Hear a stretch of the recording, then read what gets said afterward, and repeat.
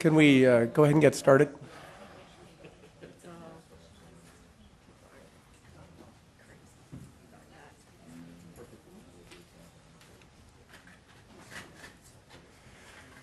Good morning, everyone. Welcome to the October 12th, 2012 Implementation Committee meeting of the State Allocation Board.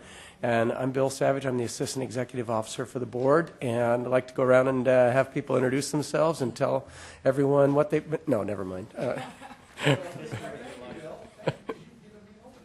Excellent. And Richard, I know you've been busy at DSA aligning the access codes, correct? That's correct. Use your mic. Richard Conrad, Division of the State Architect, and I have been busy aligning the California access regulations in Chapter 11B of the California Building Code with the Americans with Disabilities Act standards.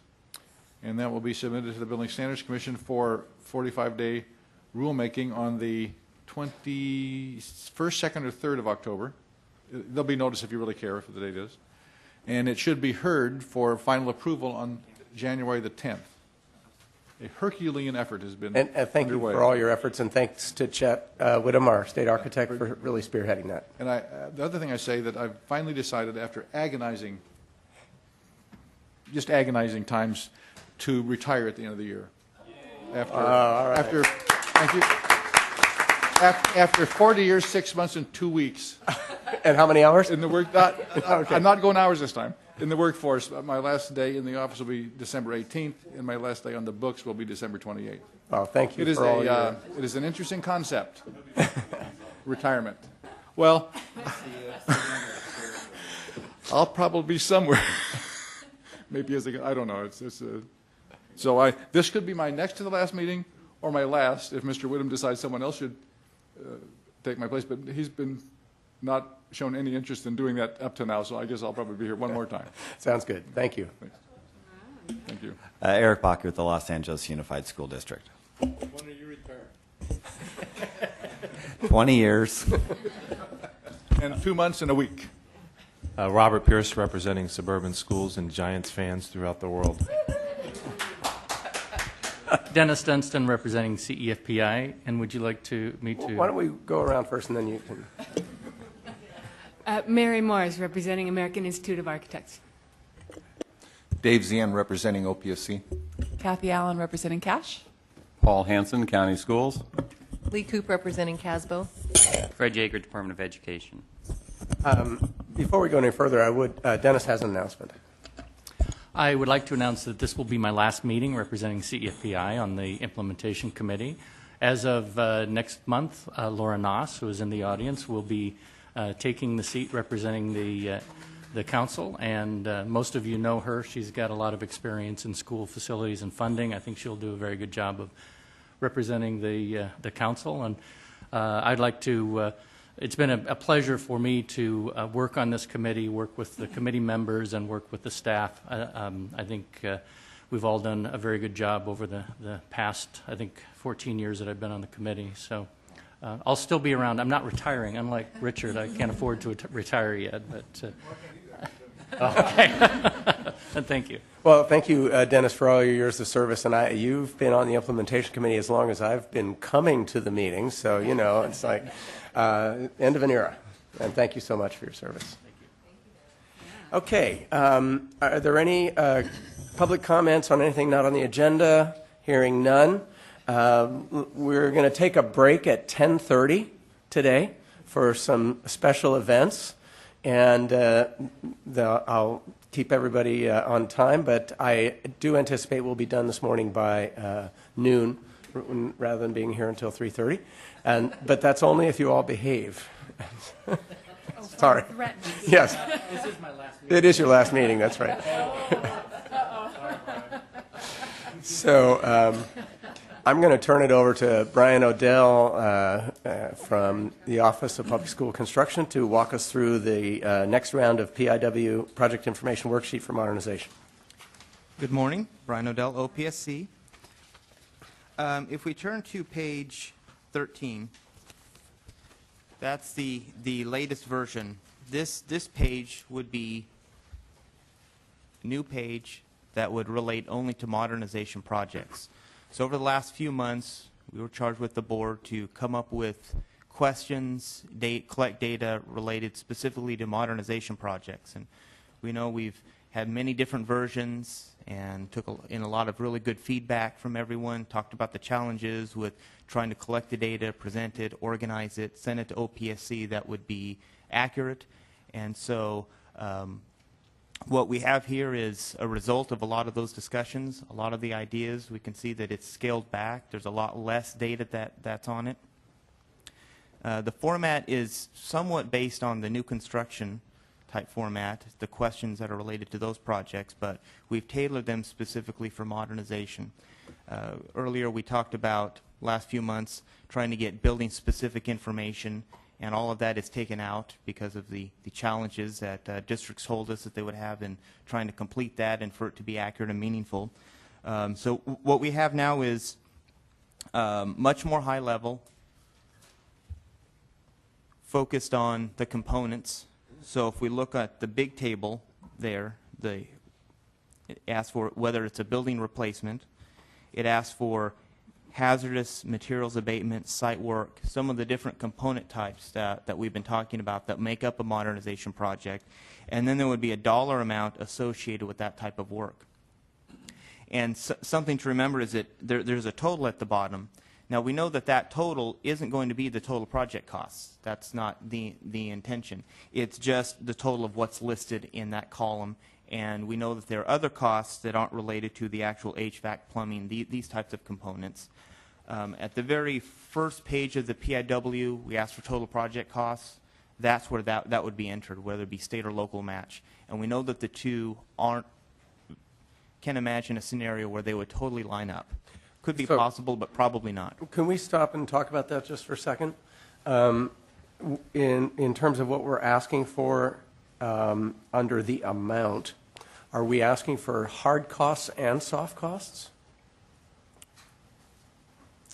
We're asking for the costs that the district has attributed to that particular type of component work. Okay. Let me ask the question again. Well, I mean, I think so. Something to think about in the instructions. And I know there's a preliminary draft of the instructions at the end of the packet, right? So I think we need to be, at some point, clear about whether we're asking for hard and soft costs together in that amount section. I would say, and this is something that we can talk about, if there are costs, hard or soft, that are specific to the HVAC, specific to the roofing, access compliance, that are part of what it takes to get that done, include it. But we also know that there's going to be some soft costs, as we've been told over the last few months, that spread all across different types of components. So we realize that it's not always a one-for-one. Are there any other comment? I have another question, but okay, Dennis, and then Kathy. Well, first of all, this goes to some things that we've said in the past, and it's going to be extremely difficult to break the costs out in these categories, but that's the hard costs. The soft costs, I mean, it's going to be even more difficult to break the soft costs out.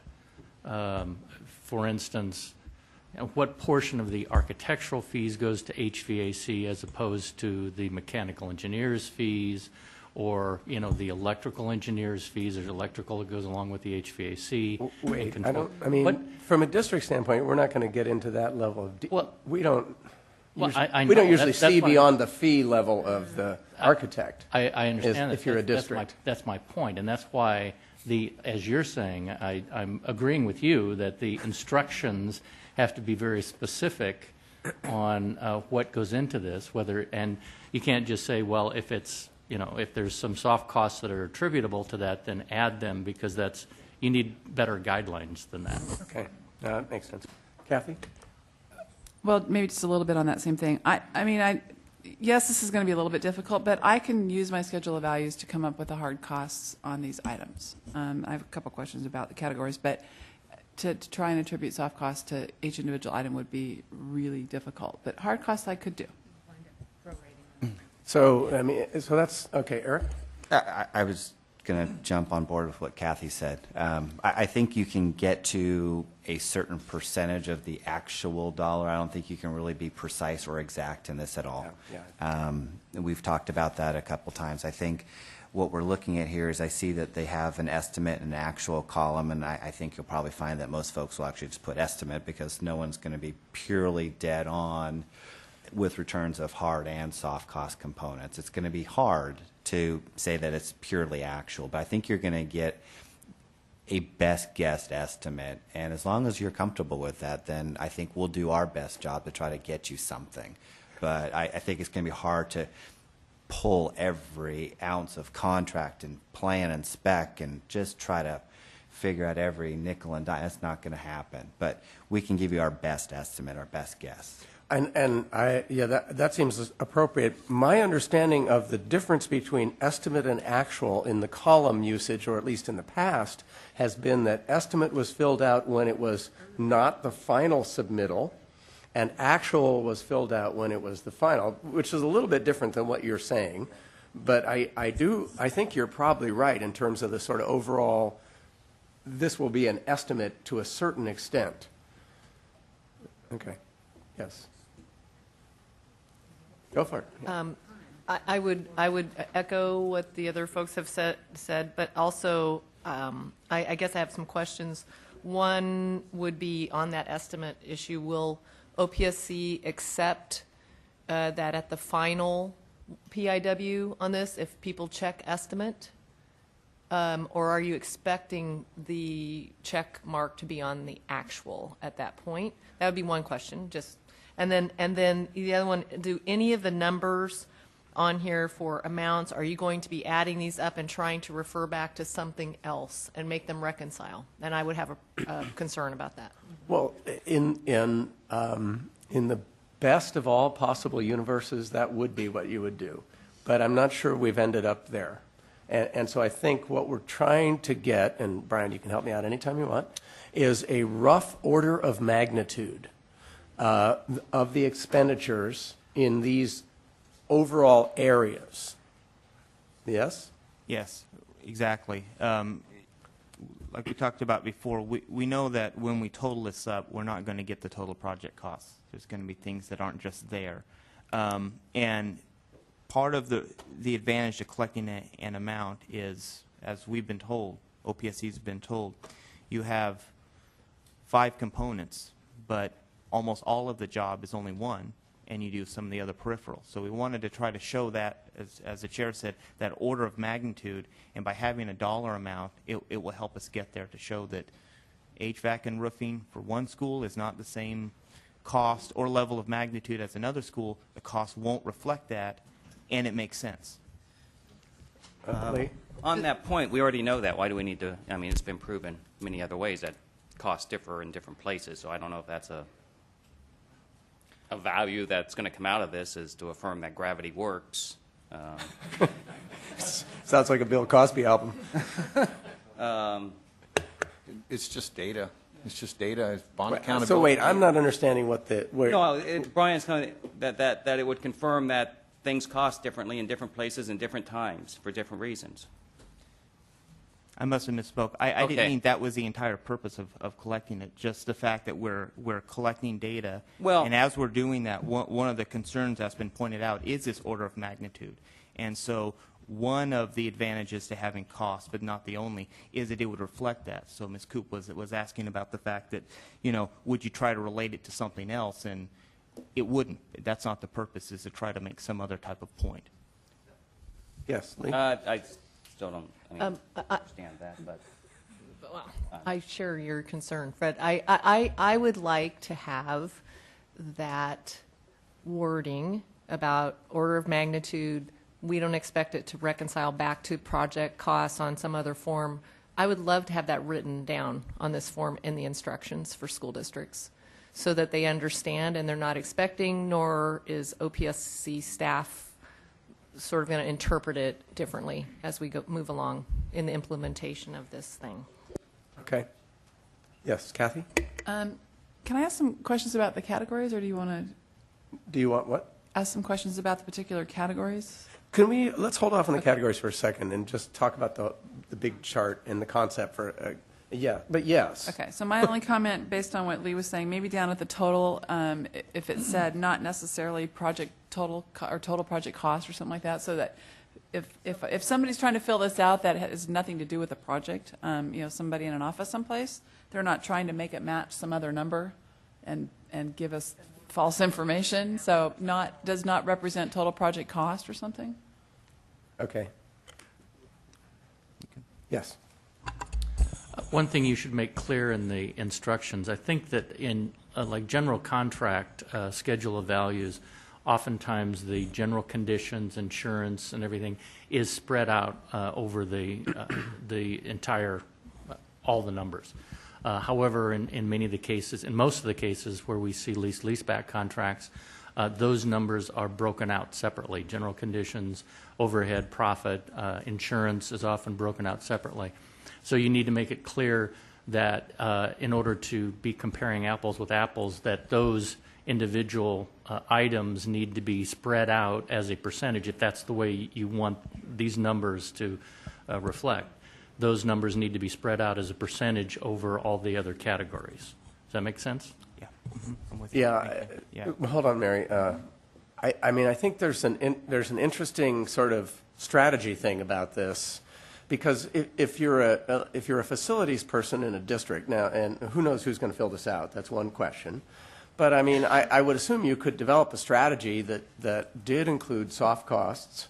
It took your total project cost from your first page, use that as a reference point, use your schedule of values. You could figure out numbers in here, and you could prorate the shares and have the numbers that are on this page essentially come out to be roughly equal to or even. Well, I mean, we're going to have to deal with this hard cost, soft cost question, because if we don't include all the costs, we're going to underestimate the cost of the work to modernize. And so is that really where we want to go? Is it really that? I mean, and I can totally respect that it's simpler to get the hard costs, right, in some ways, and not go through a bunch of gyrations about prorating overall expenses that relate to the project.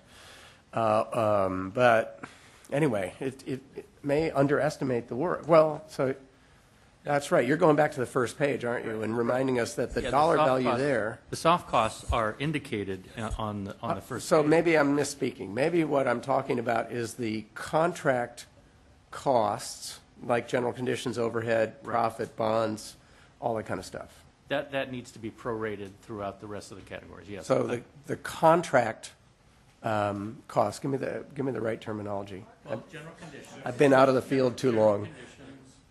General conditions, bonds, insurance. Okay.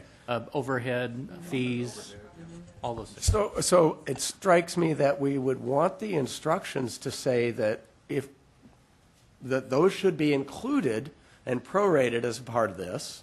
The soft cost, architect fees, everything else is already covered on the first page separately. Right. Okay. Thank you for reminding me of that. You might, as a helpful guide to school districts, say, tell them use your schedule of values. Tell them this might be a place where you could look to get this. If you did this on a hard bid, try to get it from schedule of values. If you have a lease-back project, be sure and include the other hard costs, like general conditions, insurance, and all the things we just named. And just really spell it out in instructions so that people are clear on it.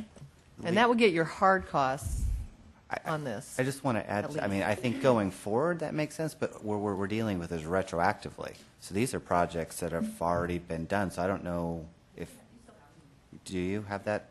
Okay. Yeah. Sure. Mary, I passed you over, sorry. The other thing that is going to be confusing, if you use the total contract amount so that these numbers would add up to the total construction contract amount.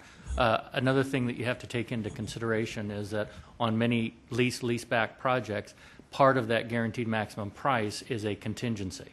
And do you want to include that contingency if it's not used? I would say no.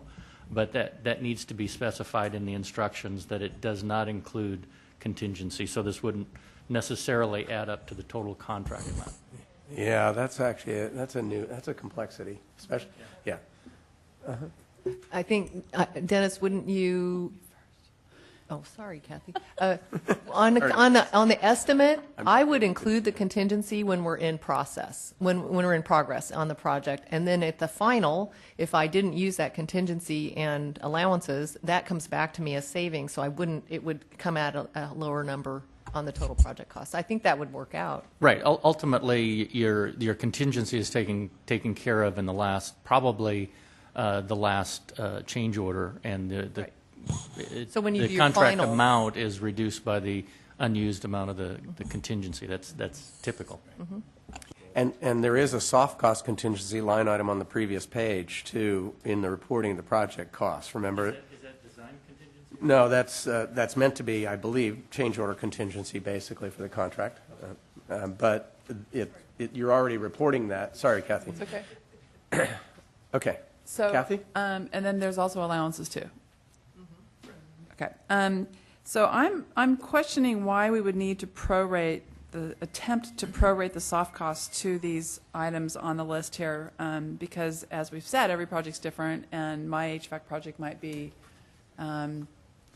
much more involved than, my HVAC project from 2 years ago. So is there a reason we want to, I understand reporting a total cost for soft costs, but does it have to be prorated to the items? I mean, why can't it just be a total project soft cost dollar? I think I was misspeaking when I talked about soft costs. So what we're talking about is if you've got these are going to be, let me make sure I got this, hard costs from the contract. The contract has a group of soft costs in it for general conditions, overhead, bonds, profit, whatever, contingencies, things like that. The best case scenario, it strikes me, is that those would be distributed among whatever categories you report, so that your total that you're reporting is roughly equal to the total contract value for the work. That would be the most accurate way to do it. Okay. Well, I mean, and it raises another question here about the use of these two columns of estimate actual. Go ahead. So can you remind us about the timing of when do you fill out the first one? It's been a couple months since we talked about that, but Yeah. the first one is submitted with your 5005 funding request, correct? Mm-hmm. And then the second one in the proposal that we're taking forward to the board would be at the final. Is that correct? We have different options. Currently, the process works. It would be the 5005, then the first 5006, and then the final 5006. In the board item, we created options where in the board item that we're taking forward, we will have options where the district could potentially eliminate that one. I think Mr. Odell is being deferential to the fact that the state allocation board hasn't taken action on the change in the number of submittals. That's correct. So we would anticipate that at least one would be removed, because that was what one of the board asked us to discuss. So we anticipate that. However, it's still up to the board, and so I don't want to give any false impression about what's going to happen when we actually go to the board. But let's say, for hypothetically, we just had one at the 5005 and then collected the final 5006, because we all agree that's the most meaningful. So you would have the estimated, and then we do say actual, which could be reworded to reflect the fact that it would be the final or something like that, the final numbers along with the final 5006.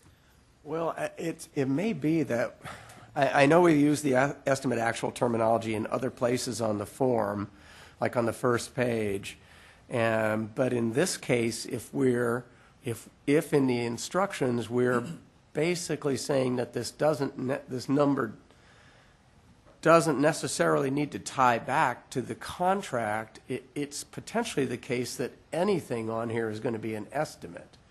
And so it's a little bit confusing. So anyway, yes, I know. And takes me a while to get there, I'm slow. But are a lot of these going to be reimbursements? So I'm just asking, would it still be estimated if they're true reimbursements? I mean, the point being that you're going to have this big number, that you're going to make some assumptions. Okay, this percentage is plumbing, this percentage is ADA. In that regard, it will never be an actual accurate figure. Exactly. You're talking about the process that you came up with the numbers would be To get you a these calculated categories. amount, Right. and therefore there would be some assumptions or estimation involved, but it would still be most likely the final numbers. It would be with, Yeah, it could be the final. But how they're spread out, you're going to have, you need some methodology, but I mean, the actual, number is the contract amount. which we have on the first page, and we have that already. I see the difference. Okay. Thank you. Okay. And it's a carryover from the original PIW that had the estimate, and you're supposed to click actual on your final PIW. Right, that's correct, yeah. But we weren't doing. Does it require you to click actual on the final? I think you'll get a letter if you don't. I don't think so. Thank you, Mr. Pierce. And a follow-up to that question is, and you can call me paranoid if you like, but is there going to be a time when we're going to have to start explaining the differences between the estimate and the actual that we report? I don't really think that that's how the PIW information is used. I mean, in my understanding of how it's used in terms of generating reports and developing data reporting back to the State Allocation Board, I've never seen anything like that. Because that's how some BOCs and other entities attempt to use that information. Well, That's a new thought to me. I hadn't accounted for that. That's interesting. I planted a bad idea. Yeah, we'll have to consider that one. all right, yes, there's more. Kathy, and then Lee. On the one issue I see with the estimate and actual is if there's, and I hate to bring this up, maybe we've already talked about this and it's just been a while, the change order. What if I change ordered in some technology upgrades halfway through my project? So my estimate is, $100 and my actual is going to be more like $500. And somebody's going to go, wow, what happened? And then I noticed down here, total mod, the last box on the right-hand side. Again, my original estimate was based on my $10 worth of improvements, and now, because I've change ordered in $100, my estimate's going to be higher. And I may have change ordered out some stuff, so my actual might be lower. So I don't know if we're able to address that somewhere, or how much of this was changed due to a change order? I think the level that, Or do we- remember what we want to use the data for, in my understanding, is that we want the data to be able to report to the State Allocation Board, and for bond accountability reporting, as an example, X percentage of funds were used for building replacement. X percentage of funds were used for renewable energy systems, and so it's a fairly high level, and I don't think in my brief understanding, or my limited understanding of how the data is tabulated and put into the database at OPSC and used, I don't think any kind of changes in the contract or numbers between estimate and actual are really substantively considered, frankly, but I think you would have to look at that on a project-by-project basis and spend a lot of time. And if you think about the volume, I think we know the fact that there's going to be differences and changes throughout the life cycle of the project. We want to reflect that, and we know that there's legitimate reasons for that to happen. But if you're talking about basing some type of an audit or something like that, that's very different from what we intended with this worksheet. I was going along the lines of the two submittals only, and I was thinking on the estimate actual, either if you leave it as estimate and actual on the title, again, I think it's just it could be a possible source of confusion for districts filling this out, so I would ask for an explanation of that, because just on this committee we've had different definitions. But if you change it, maybe it's first submittal, second submittal, or first submittal, final submittal. But I was only thinking, that's when I was thinking it was going to be two. Now I see there might be three. there's currently 3. Yes. But, okay, so Brian, I think one of the things we're going to need to sort of resolve this issue of how we deal with the estimate actual piece, and whether maybe there isn't a better name or a better terminology or something like that might be associated with the submittal, because, okay. Bill, can I?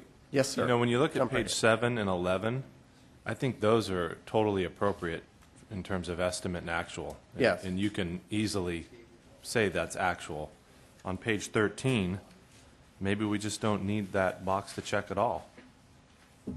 You know, I'm never going to be able to comfortably check actual anyhow, and so I'm checking it on page 11 at the end of the project. You know, here are the final actual project costs, and then you're asking me on 13 just to kind of break it out as best I can, specific and limited to these categories, and just kind of leave it at that. I don't know if that's acceptable, but On page 12, the new construction, I was just looking at it. When it asks for the square feet, it says first annual report and final expenditure Oh, you're right. report. It sure does. We could model it after something like that. And of course, that's been a little bit, I've certainly heard comments about those two columns in the context of the square footages, but anyway, that they I know, I don't make almost, sense. I almost didn't want to go there. I know you because then didn't. that's a whole other one, but I was just trying to be helpful and point out the fact that but the you're difference right. between the estimate and actual, we were thinking front end versus back end, but I see how it could be interpreted, because now districts are looking at how do we have the final numbers because the project is done, but how do we come up with that and determine what that dollar amount is? And it's a little bit of a disconnect, so I So guess is that makes and, sense. but I see there's someone at the public that wants to talk, but does everybody think that that might be a better way to label those columns as first and final? Okay, good job. Thank you. Consensus. Mr. Smoot, did you have a comment? Of course.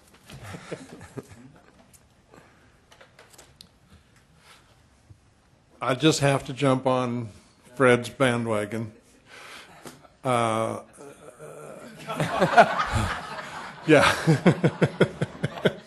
Thank you, Fred. You know, and I understand this is a freight train, and I'm not going to stand too much on the tracks. Yeah, bullet train. Okay, that's a nice, comparison maybe. It just seems strange to me that we're going to go to the trouble of accumulating all this data that has really no significant value, because going through, pardon? I can't hear you. All of these numbers are just guesses at best. Even if you go through the schedule of value, you got guesses. You take two identical schools and this district and that district, and they do the high school or whatever, they're doing exactly the same kind of work. The numbers won't be the same, and they won't have relevance, and they won't have meaning for the purposes you're talking about, Bill, that you're going to try to tell someone these are percentages of the money that's going to each one of these categories, when everybody sitting here knows that won't be correct. It won't even be close. And so I'm not saying that you shouldn't try to do something to collect data, although I did, pardon me, Dave, but I have a problem when you say it's just data.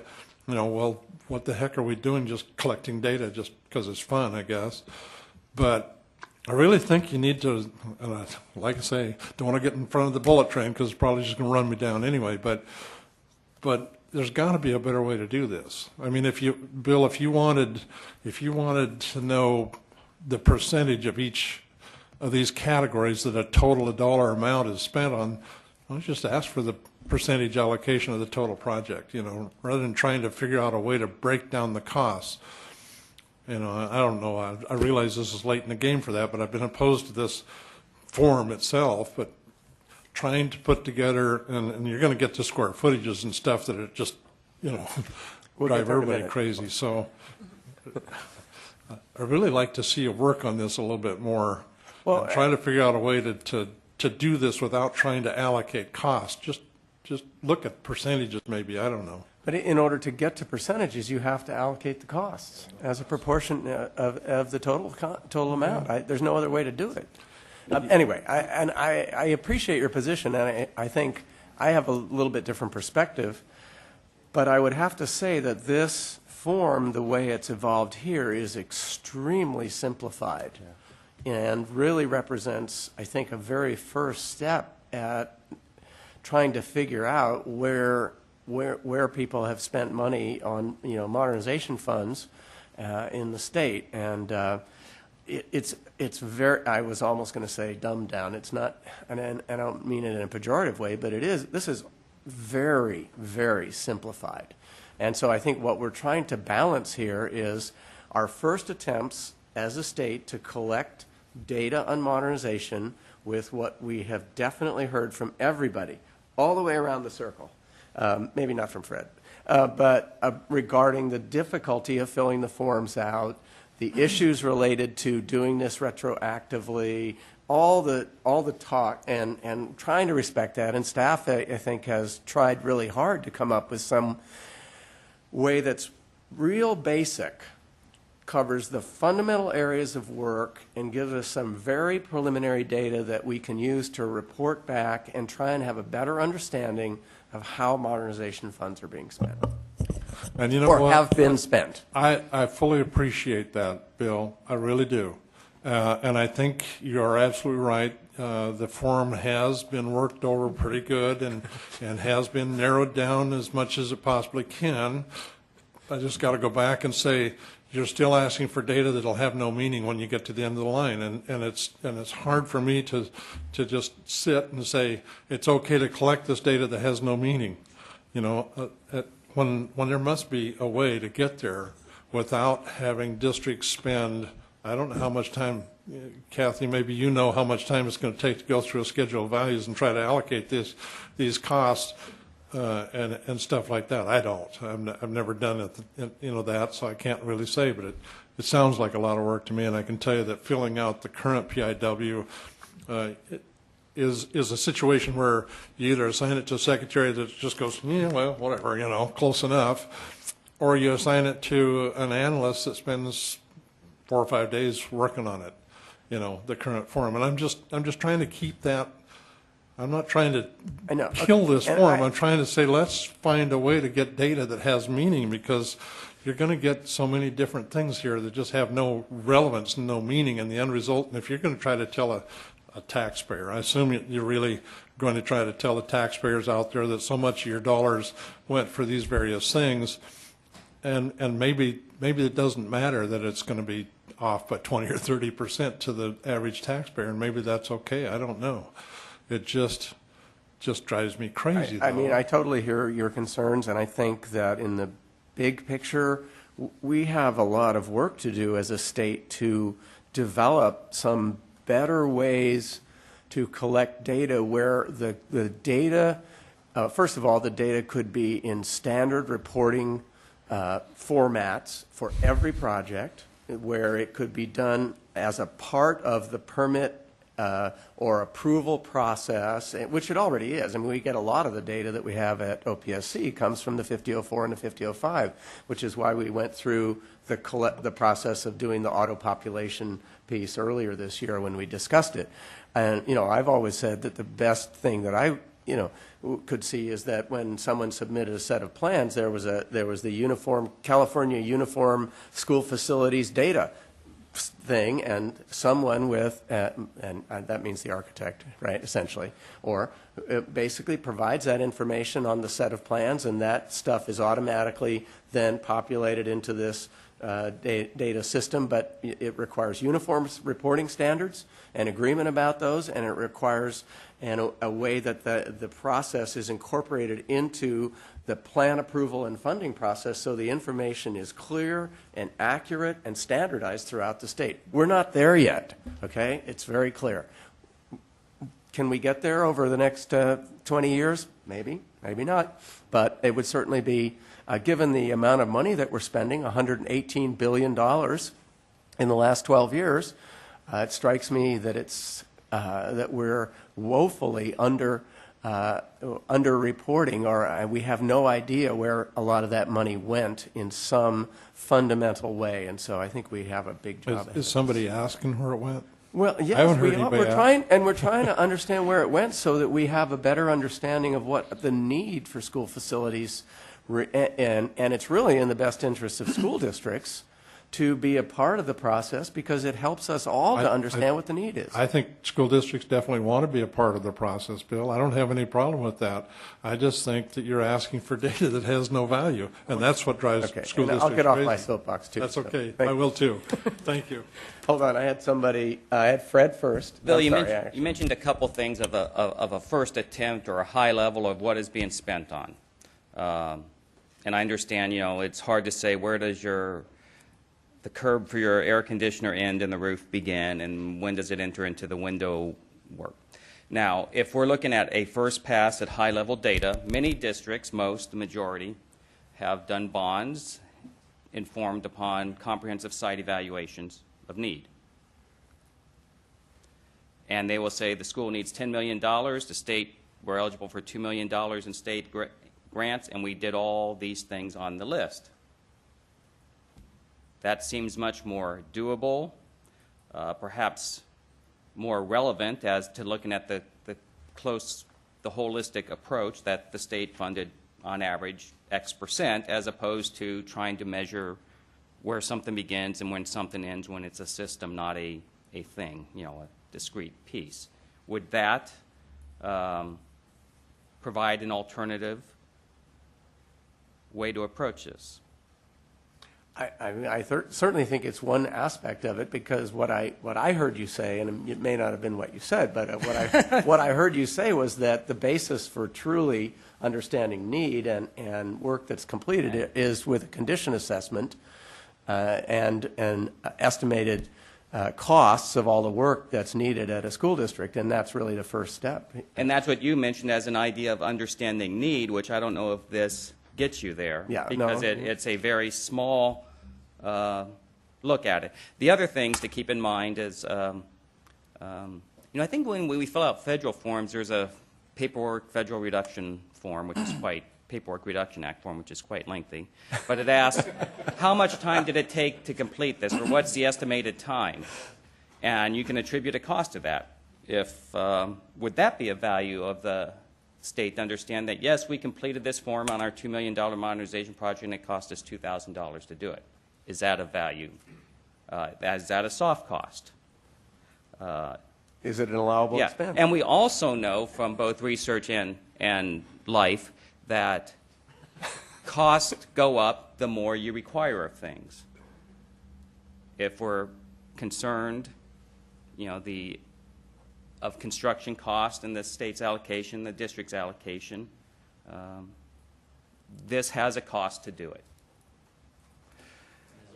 And so we're taking a detour and talking about some big picture Well, stuff here, which is fine. I know. You laid the map out. And you I'm happy to do that. Dave, did you want to talk for a sec?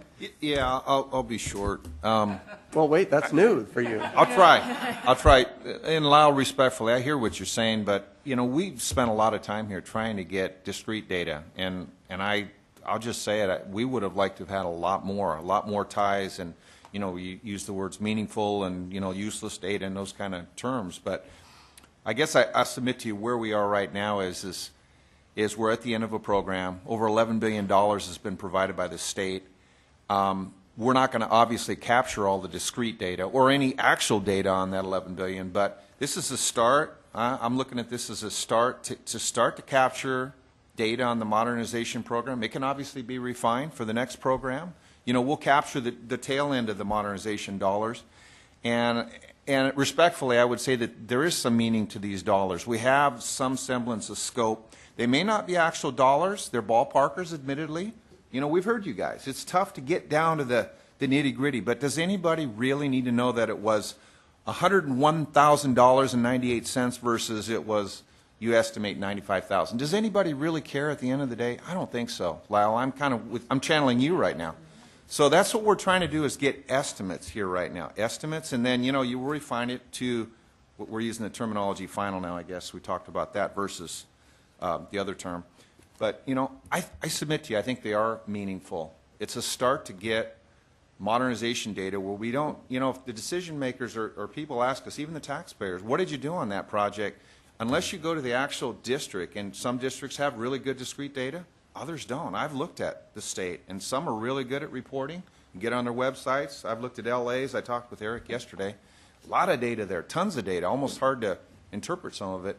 And then other districts, there's nothing. There's nothing. You can't tell anything. So this is an attempt at a statewide level to start getting data in the modernization program. So, and I probably was a lot longer than I thought. Anyone else want to continue on the philosophical data collection vein? Yeah.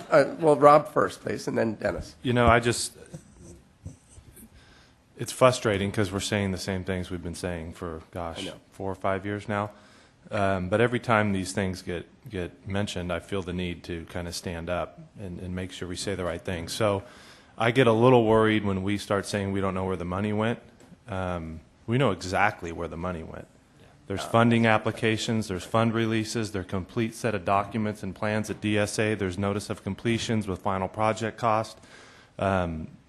We don't have one entity that can bring all that information together. And so what we're doing now is telling the district, as a state, we don't have the ability to get these agencies to bring all the data together. CDE's got the plan approval with the narrative of what's in the project. And so now it's becoming a district cost, and it is going to be a cost. I'm going to pay the architects, congratulations, because the schedule of values isn't accurate.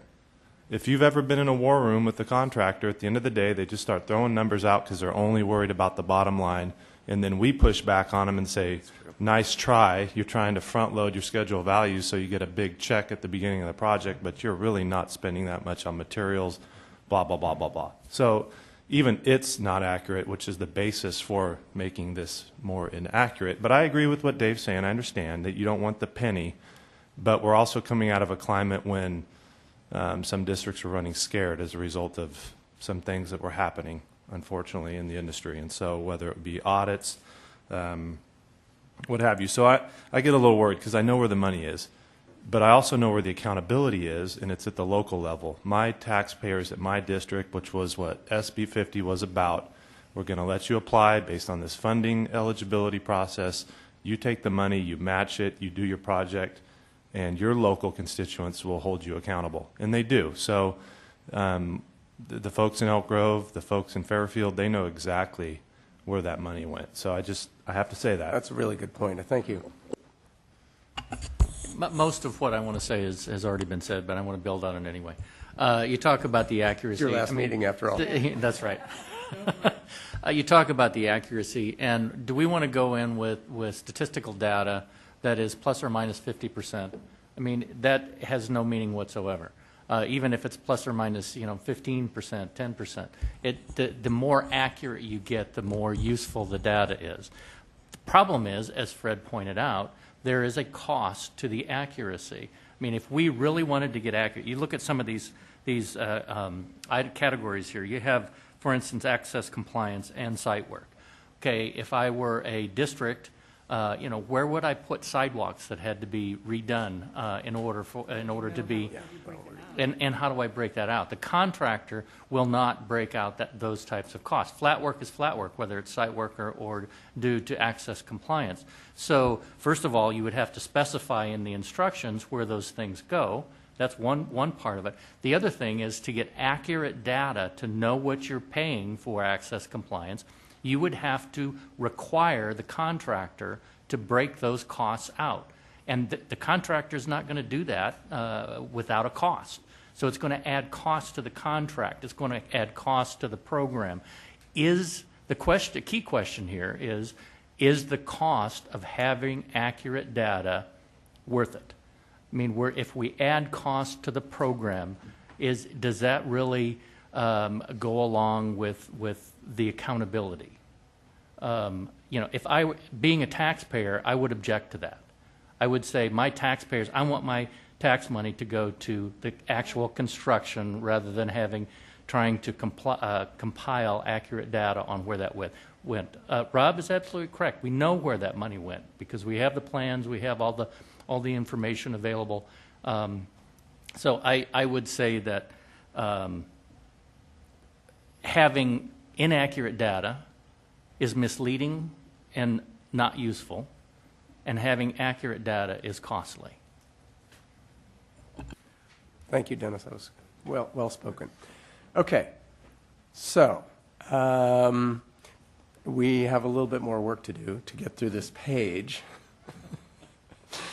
And since you mentioned you opened up the discussion about the types of work in the table here, can we go ahead and accept comment? Can we just focus down for a minute on that?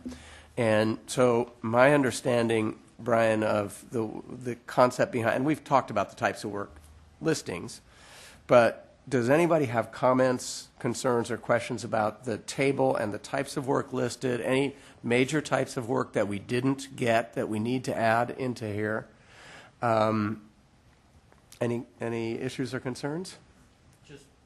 I mean, besides the big picture ones that we've heard. Well, just my point, my previous point is that you need, in the instructions, you need to be very specific in terms of where things go so that you get consistent data. You can't just leave it in these categories because there will be interpretations that have to be made along the way. I think the more specific you get in terms of where things fall in these categories, where work falls in these categories, the better it will be. No, I agree. So, Kathy? So I'm wondering if there's a possibility of, if I'm on the website and I'm doing this and I run my mouse over electrical, for example, and it says items to be included in this category shall be, because is this where my lighting is going to go? Because I don't see a lighting retrofit on here. So, for example, it might say, in wall, it might have a list. And the same thing under plumbing. So I don't have to go back and refer to another page. I'd rather not have to keep flipping back and forth from page 10 to page whatever. If I'm highlighted on it, could it say plumbing is anything above ground versus site work is anything below ground maybe, or infrastructure, or so it had it right there. So as like, drop down instructions for each of the type of work Yeah. areas. And that way, if I don't see lighting under electrical, I'm going to find it somewhere else. It's going to be under something, and then give us a big box for other. Need to make that box bigger? Yeah. Okay. Yeah, the current PIW has the hover over, and that's an interesting idea to try to incorporate that into the instructions. Not necessarily everything into the instructions, but we could get more detailed in the hover over. And one of the advantages to the hover over is that they don't have to go through OAL approval because it's not actually part of the actual document. So what that means is that it has to be consistent, but at the same time, we could throw in another example here or there without having to go through the entire process. So in other Secrets words, of the Ledge team revealed. nothing can conflict with the instructions. That would be inappropriate. But if we want to throw additional details or helpful hints, FAQ-type information in the hover over, that's something that we could continue to refine as districts fill out the PIW over the next few years. The hover over. Hold on, Rob is first. Just for a point of clarification, if I understand correctly, though, we were only interested in these items as opposed to whatever other might be out there. Well, I think what we're asking you right now, and we are, Okay. Are there some major categories That that we missed. are not on here that we need to think about? And then great clarification, the building replacement, it's bolded. I don't know if that's for a reason. And in that, it's the first item, building replacement. So you'd want to really be clear about when you're replacing a building, do you want the cost for that new building, which would encompass all the things below? Absolutely. Good point. I don't know. Yes, totally agree. That's a good question. Can I go? Dennis? Please. I have a little bit of an issue with not having those hover over issues documented, because statistically, as you collect data, people may be putting something in one category, and then you adjust those hover overs to put it in another category. Down the line, those statistics show part of it in one category and part of it in another category, and you don't know the difference. I think that needs to be documented as well as the cost. You need to know what those costs went to. I completely agree. I just was trying to make the point that as districts continue to fill it out and we find that there needs more detail or less detail, that's something that we can change very quickly to try to be more helpful to districts. Like I said, nothing could conflict with the instructions. It would just be other helpful hints, different things like that, that we would be able to change much more quickly instead of having to wait 6 or 7 months because we thought, oh, you know what, actually this type of lighting, some districts seem to get a little tripped up on that. We've clarified it over the phone, but if we just put it right there in the hover over, we save everyone a phone call. It would be those types of small adjustments that we would be able to make. If anything conflicted with the instructions, then we would need OAL approval. I've talked about this before at previous meetings, and I'm just wondering if it's possible, again, to have a pilot program. It can be very informal with OPSC staff, just picking out some districts that have some projects, have them fill out the form, and work with you on it, on the questions that they have. They're going to be the best people to tell you, this doesn't work, this works, what is this, we don't understand what that means. And the other piece would be we don't have any contractors here or anybody who actually does this work, and that might be helpful to have them sit in on a committee or, you know, the pilot program, have somebody bring their contractor in, maybe like a lease-back contractor, and they could help as well. Because I think I agree with Dennis, if you change things over time, you're going to skew the already inaccurate data that you've got. I just think maybe a pilot, if you could do that. Don't know. Bill, I would just like to volunteer for Lee's pilot program. What, 7,000 projects?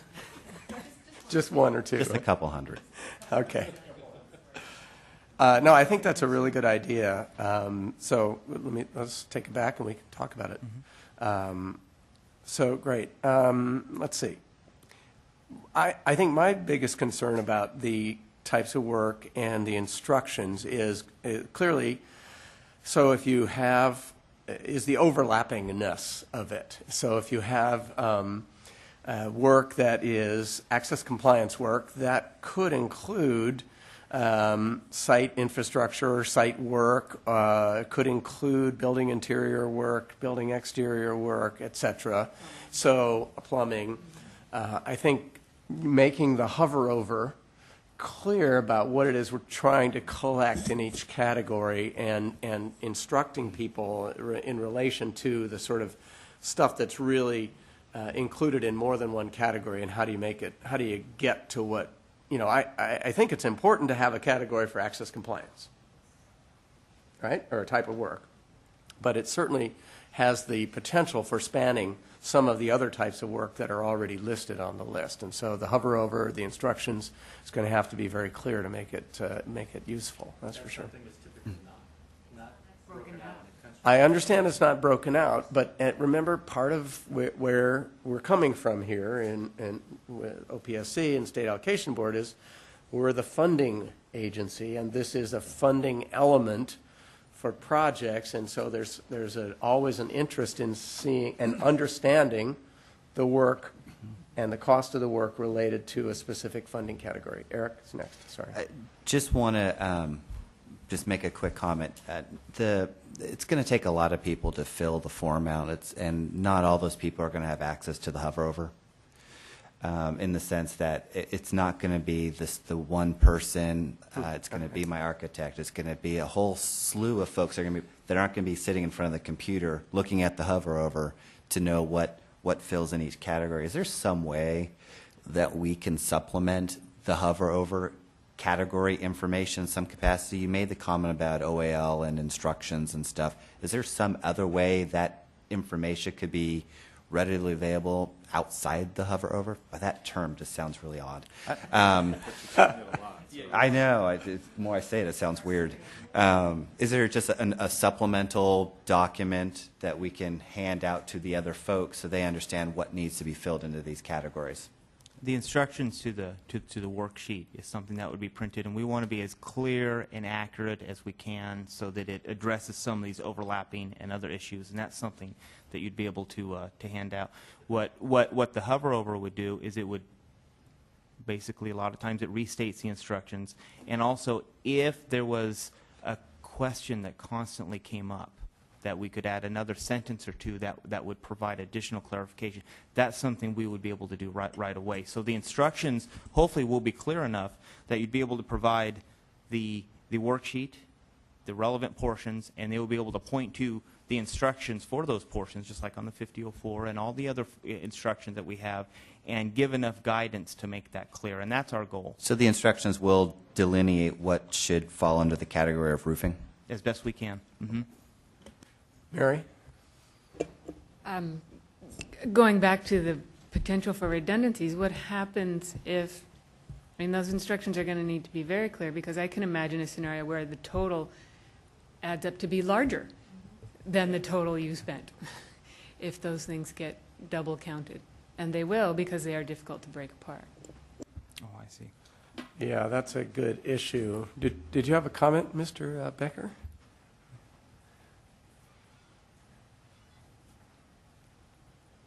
Yeah, thanks, Bill. Jeff Becker, Fresno County Office of Education. I'll try and not get into the philosophical debate of whether or not we should collect this data, but as I'm sitting here, I'm making notes about ways to make this more practical for an LEA that's actually going to have to fill this out somehow. And looking at what data we have, and basically the best that we have is our schedule of values. And then we have a big bucket of soft costs and maybe some F&E. So let me just kind of make some comments on this spreadsheet. First of all, for the titles, let me suggest preliminary estimate and final estimate, implying that one is a preliminary estimate and the last is our best estimate that we can give you.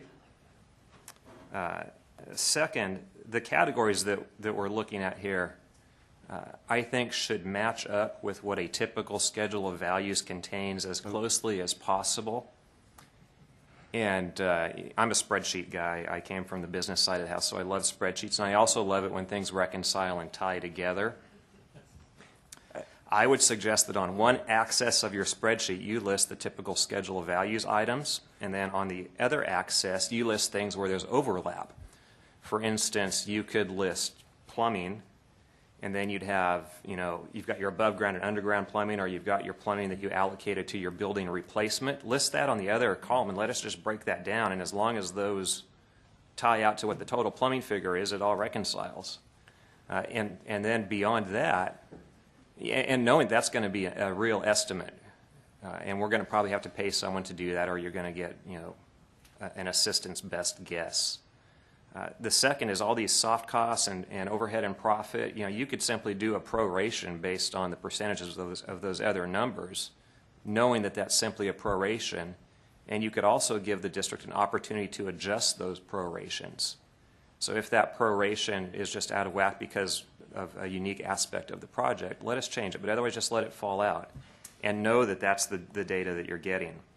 And then the last comment, and I think, Dennis, you were really drilling in on that, is put it in the instructions and be explicit and be clear with it. But if we have a spreadsheet that reconciles with the minimum data entry for the district and that shows our work, we all learned in elementary school, show your work, especially when you do a math problem, that would be the easiest way for an LEA to accomplish this task at the least amount of heartache and expense to outside consultants to complete this task. Great, thank you. So, because it's wrong? So, okay, I think we're at a point now where we can take a break. All right, welcome back. We've been in caucus. And why don't we go ahead and restart. We are looking at the types of work section, and do we want to finish up? Do we have anything else we want to do on that box per se? Because then I'd like to go around the form, including along the top and along the right side of page 13, and make sure we're all on the same page, so to speak. Go ahead. So just a quick question about, do we care about athletic field renovation, stadium type stuff, or do we want to put that all under site? Or, I mean, I know it's not building, but some of us spend a lot of money on. Well, actually, it's an interesting point. So if the type of work is site work, then presumably that would encompass. So in the left side form, presumably then, if you also checked whatever, football, soccer field, that could be. So that would be site work. And so, do we want to talk about the facilities modernized list for a second on the right corner? I'd like to. Yes. You want Brian to start, or? If we're ready, sure. Sure. Absolutely. Then you can comment after that, okay? So a few things that I skipped over. When you first get to the page, fill out the school type, total classrooms on site. And by school type, elementary, middle, high, is that what we're talking about? Okay. So grade level? Grade level? Okay, Thank you. okay. Grade levels on campus, all right. Well, let's go back to what's on the, go back to page 12, because this is the current PIW. So we have project type and school type on there. I mean, I have a 612, so what would I put? Middle, Well, middle high. As long as that was What, an option, what does the drop-down menu give you when you hit school type? I was going to say elementary, middle, or high. I don't know for page 12, I couldn't tell you. But for mod, we can make it whatever we want, we're creating it, so. So, okay, so, good point. So school type, so is grade level? How's that going to work? It's easier for me to fill in a grade level. So, let's see. So, Well, it won't let me, so I mean, I just default to whatever I have the most of. But I have a 612 campus. okay, but so that could be, so if we had elementary, middle, middle high, high, K-12,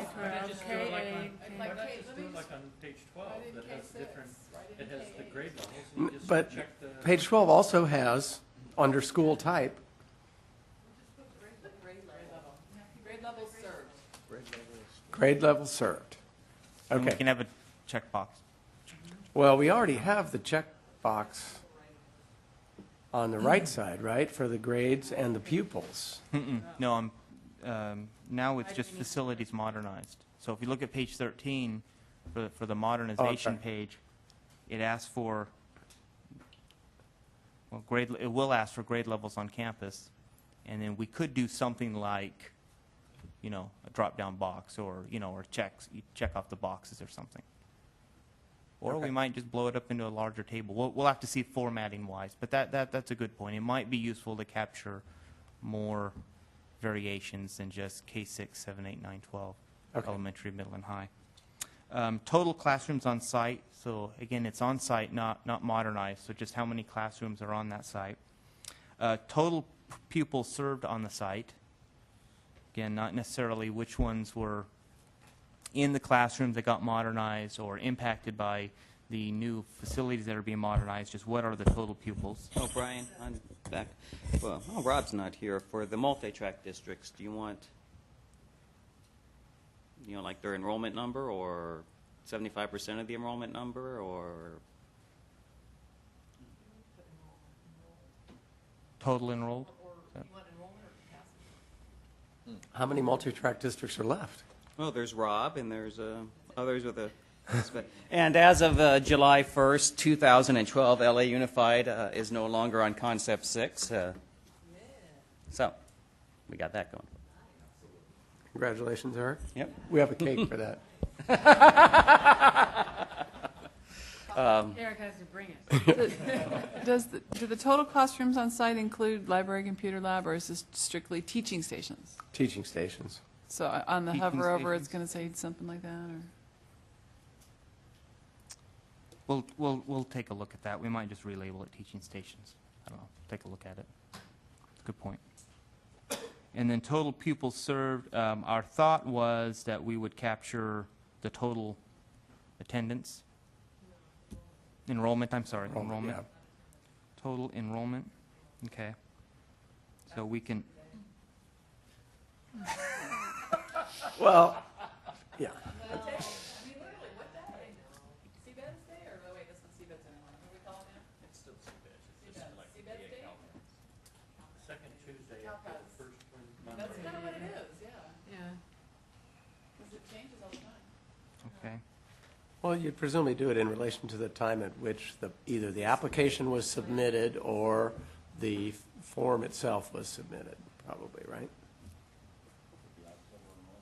Okay.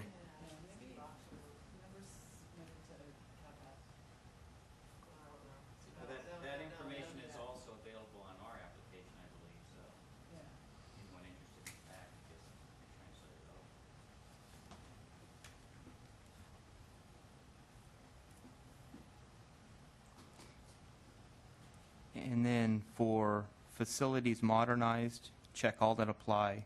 We came up with the list of facilities that we could think of, which certainly willing to add more to it.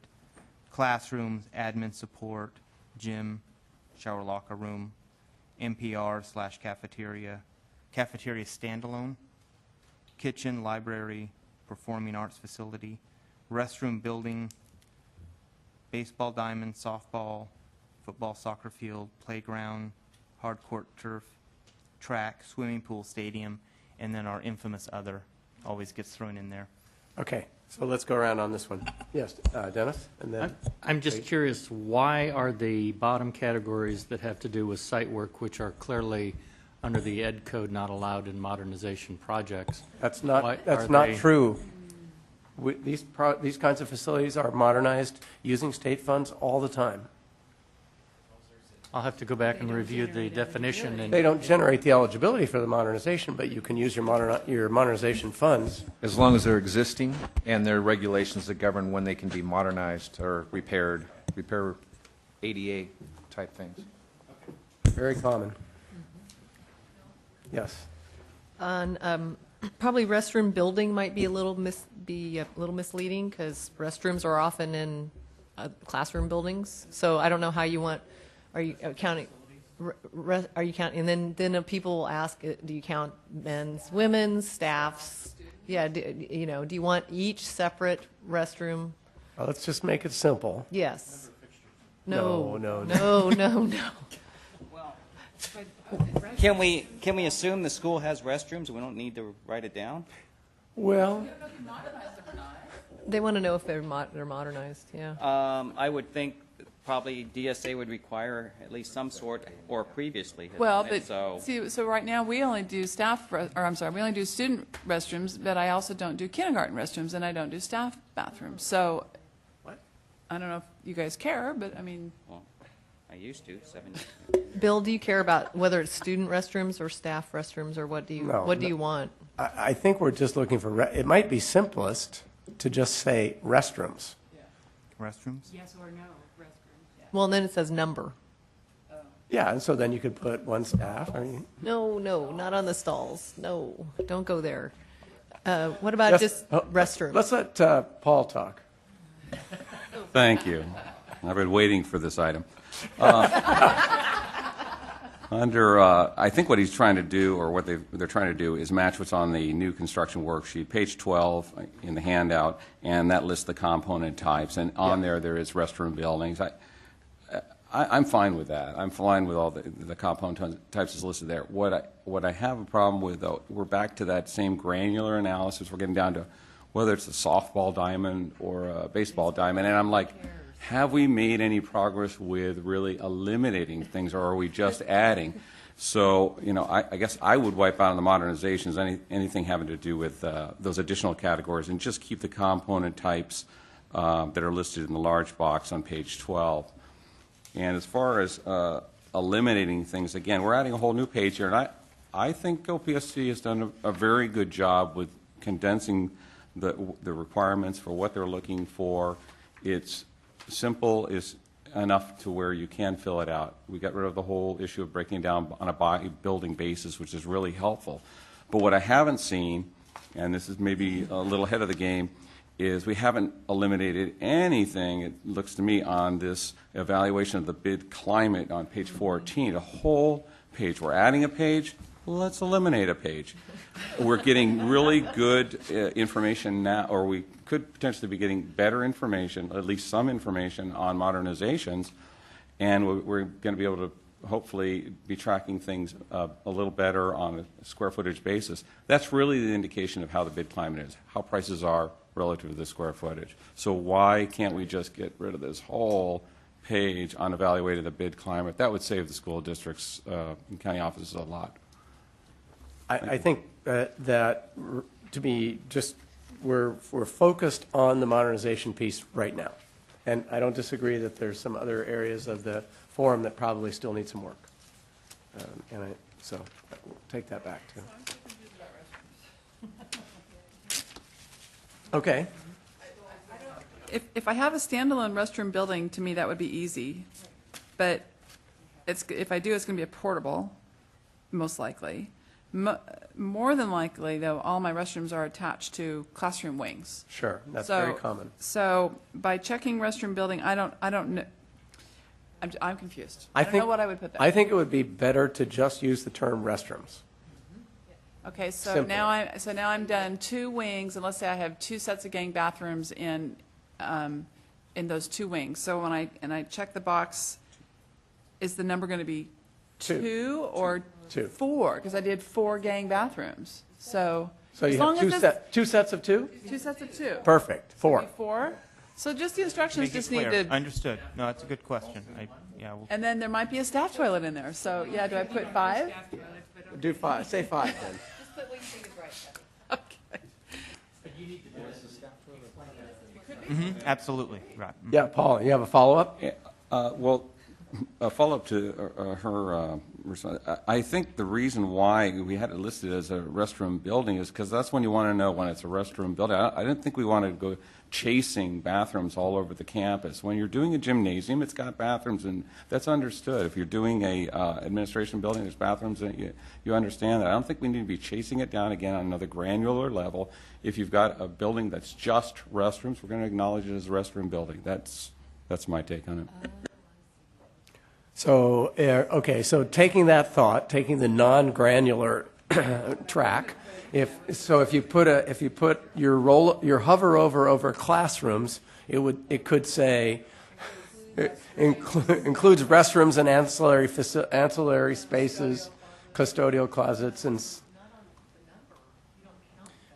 I know, but I'm just saying it sounds like what we're saying is if we took restrooms out, we'd be saying that those get modernized when you do the other buildings. I'm just trying to figure this out. And okay, Bill, I thought that, in my community, there's a fair bit of interest of whether the bathrooms are modernized, whether they're open, whether they're clean, safe, and then we have laws that govern that as well that we have to adhere to. So while I understood what Paul was saying, and it makes sense. So like if in Kathy's example, she would put 0 because she had no restroom buildings because the other bathrooms that she did modernize were incorporated into the other buildings.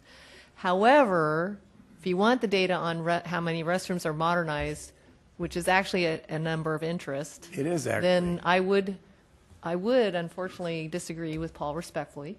And say you'd want to get more granular on that one. But that would be my opinion on it, because I think that is a number that people are interested in. Especially in high schools and middle schools. Yeah, and it's a major ADA work area. Restrooms. So any comments from the right side of the? The left side, the right side. Oh, boy. I'm throwing the skew. Not wanting to drive us further down the road of more detail, but got one elementary school that has a single stall restroom for every 2 classrooms, and others that have gang bathrooms with 8 or 10 fixtures in it. So at one school, I could potentially have 15 Sure. bathrooms.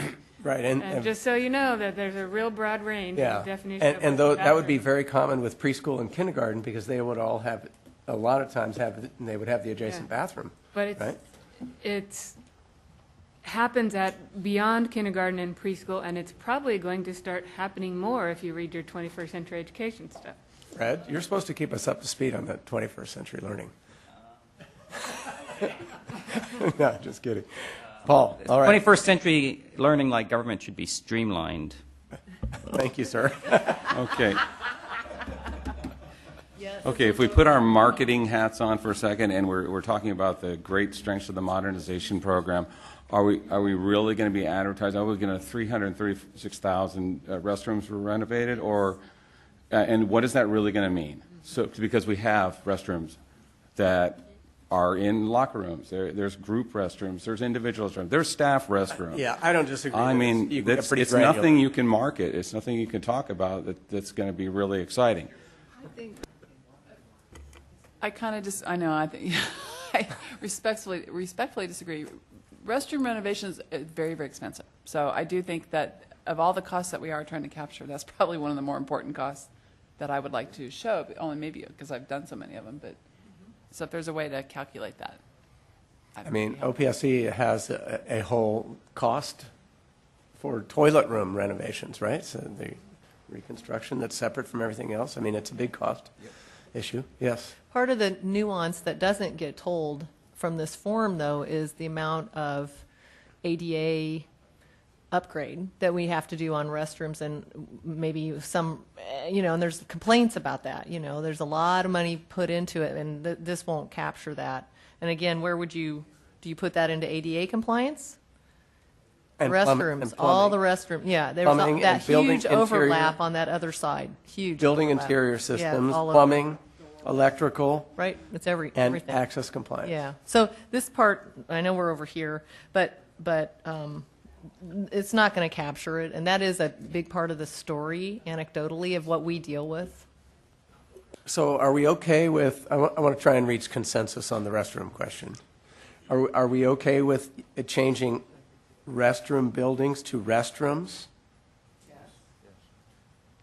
Still don't know how to count them, but yes. Is it too, is, Better. If you're going through counting rooms, I mean, it's not going to be any different in counting fixtures.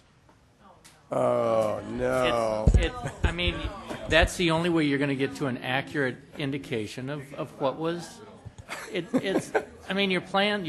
You look at the rooms, you can see the fixtures. Eric wants to remind you of your legacy, okay?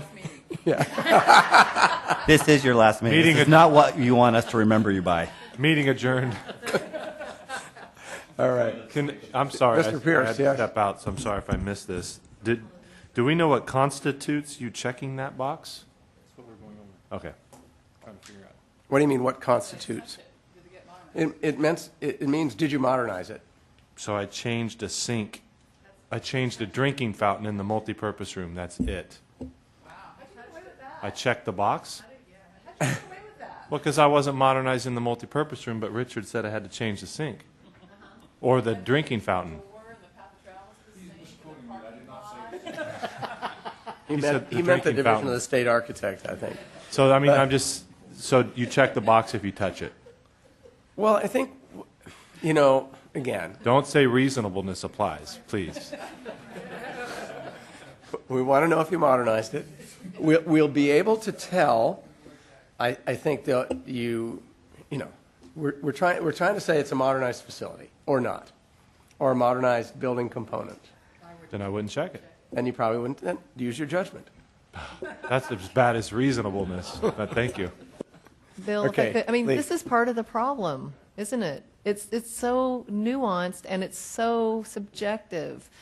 And again, have instructions. You talked about order of magnitude, and I think in previous meetings we did talk about, well, if you only did 1% of it, don't even put it on. Forms changed now, but we were kind of talking along those terms. But I don't know how you tell a district. I mean, What's Bill's Yeah, and- reasonableness? Please, you know? I'm not trying to be petty. I know, I'm but trying- you were focusing on something that's really a little bit on the margin. I mean, so let me give you an example from my previous career. So Kennedy High School in Richmond, the first thing that we did at the high school was we modernized 12 bathrooms. So for that, it's very clear. You fully modernized, they were totally gutted, all new tile fixtures, ADA compliance. So that's easy. So there's probably about hold on. Okay. I get to finish. There's probably about 95 to 99% of it is pretty clear, but I think we're kind of focusing on the margins here a little bit to say, and we need to do that to understand what the problems are. But I mean, I think you do have to use your judgment about whether something's been modernized or not. So, Bill, was that 12 toilets before or after? Oh no, that was 12 rooms. 12 not rooms. toilets. Okay. Okay. Any? Okay, so we're not getting a lot of restrooms. Okay, moving right along. Any other comments on facilities modernized? Bill? On the list? I would echo Paul's comment about why do you need to distinguish between baseball and softball diamonds? Okay, and the only reason that they're listed like that is because they're already listed like that on page 12. Okay, that's fine. But so, what would we do? And I know everybody knows this, but a softball field doesn't have a mound, right? I know. Never mind. Okay, so should we just say Or grass. yeah, in the infield? Let's back into it. The other play field, hard court, turf, is that okay? Playground, hard court, turf? So that would be something that you'd find at an elementary school, right? How do you put a number to that? And one. One play field, one hard court, one turf, one blade of grass you touch. One blade of grass. Oh, man. We're going to have to break again. I canceled a root canal for this. He's in it. I think you're having it right now. He's in it. All right, let's talk about is there a simpler way, trying to get us back focused here, that we could take the baseball diamond, softball diamond, football, soccer field, playground, hard court, turf, and track and describe them? Field areas? Well, but we do need to have hard court in there, probably, right? Yes. Is the playground apparatus? Could be. Is there any way we can collapse the baseball and softball and the football, soccer, and just call them sports fields? Yes. Bill? The way we do it, we distinguish definitely between elementary and secondary. So what we call them play fields, if it's elementary, or Right. soft, turf. Athletic fields, if it's secondary. There you go. And then hard court. Boom. Hard court playground. And then those three All right, would so cover it, over on the right I side? think. Yeah. I was speaking softly, Bill. You weren't listening. So, Lee, we're trying to collapse. This is part of the Paperwork Reduction Act. We're trying to collapse the field thing. So, Lee, want to give your example again? Well, I think this covers it. Play field would be for elementary. So if you were modernizing elementary, check off play field. And we know if there's play fields, different. And then athletic fields for secondary. So that would be soccer, baseball, softball. All turf areas. Yeah, anything that's turf. We might want to Track leave is separate. track separate. Track is separate. And then we would say playground / hard court. And that would be all grade levels because Right, and that would cover the hard surfaces. Is everybody okay with that, Brian? So maybe play / athletic fields, and then the instructions would list baseball, football, soccer field. You collapsed it into one. Just throwing out ideas. We'll take it back to the drawing board, but I mean, just Okay, different. so- Just based on feedback, that's one option. Sure. And Okay. I think that works if you leave stadium separate, obviously. Yes. Than it already is. So Because that's this then stadium. a whole that- different ball of wax. Yeah. Okay. Yeah, and that stadium handles probably the biggest modernization project for high schools, which is artificial turf installation, which is a modernization. Okay, moving right along. All right, so we're okay on that list? Fred? Does it Parking. meet CDE's? Oh, parking. Because on the new construction page, we have parking structure. But this is parking because you're going to be doing a lot of what Richard tells you to do. Well, it's a really good point. There's parking and drop-off, parking drop-off. Because there's definitely a modernization, and it would involve access compliance work that you've checked on and costed on the other area too, or site work. All right. Okay.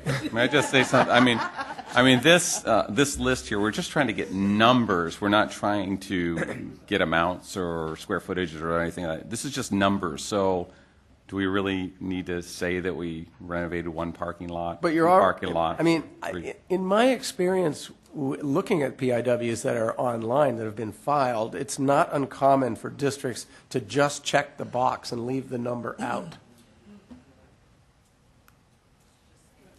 Sort of addressing what you're saying is like, well, what's the number of a parking lot and a drop-off thing? Is that 2 or 1 or, yeah. The number of a hard court. The real number, to be really honest with you, that we want is, I think, from a data standpoint, Brian, you can correct me when I'm wrong, is classrooms. We want to be able to say and have data and information that says, using state funds, we've modernized 383,000 classrooms. Why not just put it that way? Put classrooms that have number and have just the rest of them as check. Take the number on classrooms, have that jut out there like that, and then shade in the rest of it. Right. And just check Well, it's an interesting point because admin, you'd only have one admin on a campus, right? everything else. Basically, you always You have one library, except for the restrooms. put classrooms up there, restrooms up there, and the rest of it just shade. That's a pretty good idea, potentially, Brian. You got that? So can look at that classrooms and and see how restrooms that would would have the work. number, and the rest of them would have the number portion shaded out, and you just check the box. Michael, does that make sense? He's not going to comment. Okay. Well, clarifying that then, if you're just doing a campus-wide electrical, you count all the classrooms. Is that what we're getting? So we've done work that benefited 28 classrooms worth of kids or something. You're doing a fire alarm upgrade project. Right. You count all the A reimbursement for a project. Well, and I think it'll be also clear that the scope of work is limited with the cost data that you've provided. Because the cost of that work will be very small in relation to the total cost Right. that would be required to modernize the But space, then fully if modernized. it's reported that I modernized 28 classrooms and all I did was providing electrical service, how is that reported and used? Does the Okay. state now say we have 28 classrooms modernized at your school and everything's great? No. Well, yeah, I mean, some would say 0, some would because I had to do an electrical drop in one room, so I touched it. It's, No, I hear you, and so I think that you hear what he's. Yeah, so that's part of the importance of under type of work, how we do have electrical in a dollar amount for that. It would show up that that was the vast majority of the work that was done. And so while all classrooms or all of the facilities on the campus were touched, you could look and see, but it was all electrical. So you'd be able to tell by breaking it out the way we do. I think a sophisticated user would be able to tell that. If this is to inform a public discussion of parents, I don't think that's going to happen. We would understand that perhaps with some conversation, but the parent would look at this and say, okay, district, you modernized my school, but it still looks like whatever it looked like before. Yeah. It just gets into that discussion again of, if we try to draw a line as to where something begins and something ends, it's a very large gray magic marker. I hear you. Okay. I think it's one of the issues with the entire, discussion today. So, okay. Have we done enough with the facilities modernized box? Yes, Deborah?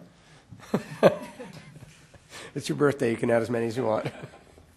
So, all right, so before we break, we have to go through the last 2 boxes down in the corner. We saved the best for last. Total square feet modernized all facilities. So this would be permanent, modular, portable. Yeah, you just put the number in there and then it'll auto-calculate. Back to if I do a low voltage upgrade at a high school, I'm going to touch every room, but all I'm doing is low voltage upgrade. So, and I seriously do. I have a $1 million project coming up on a high school, and it's just low voltage. That's it. So what would I put for total square footage? 0? No. All of it? Well, and so I guess from as someone who was involved originally in construction management, it gets to the next box on the bottom, which drives everyone else crazy, and that is which would auto-calculate actually. But if you know the dollars per square foot that you spend on the project, you have a very good idea of the scope of the work, of the extent of the modernization. So if you spend $15 a square foot on modernization, a savvy user, and I know we're talking about, okay, would know that you did a very limited scope modernization.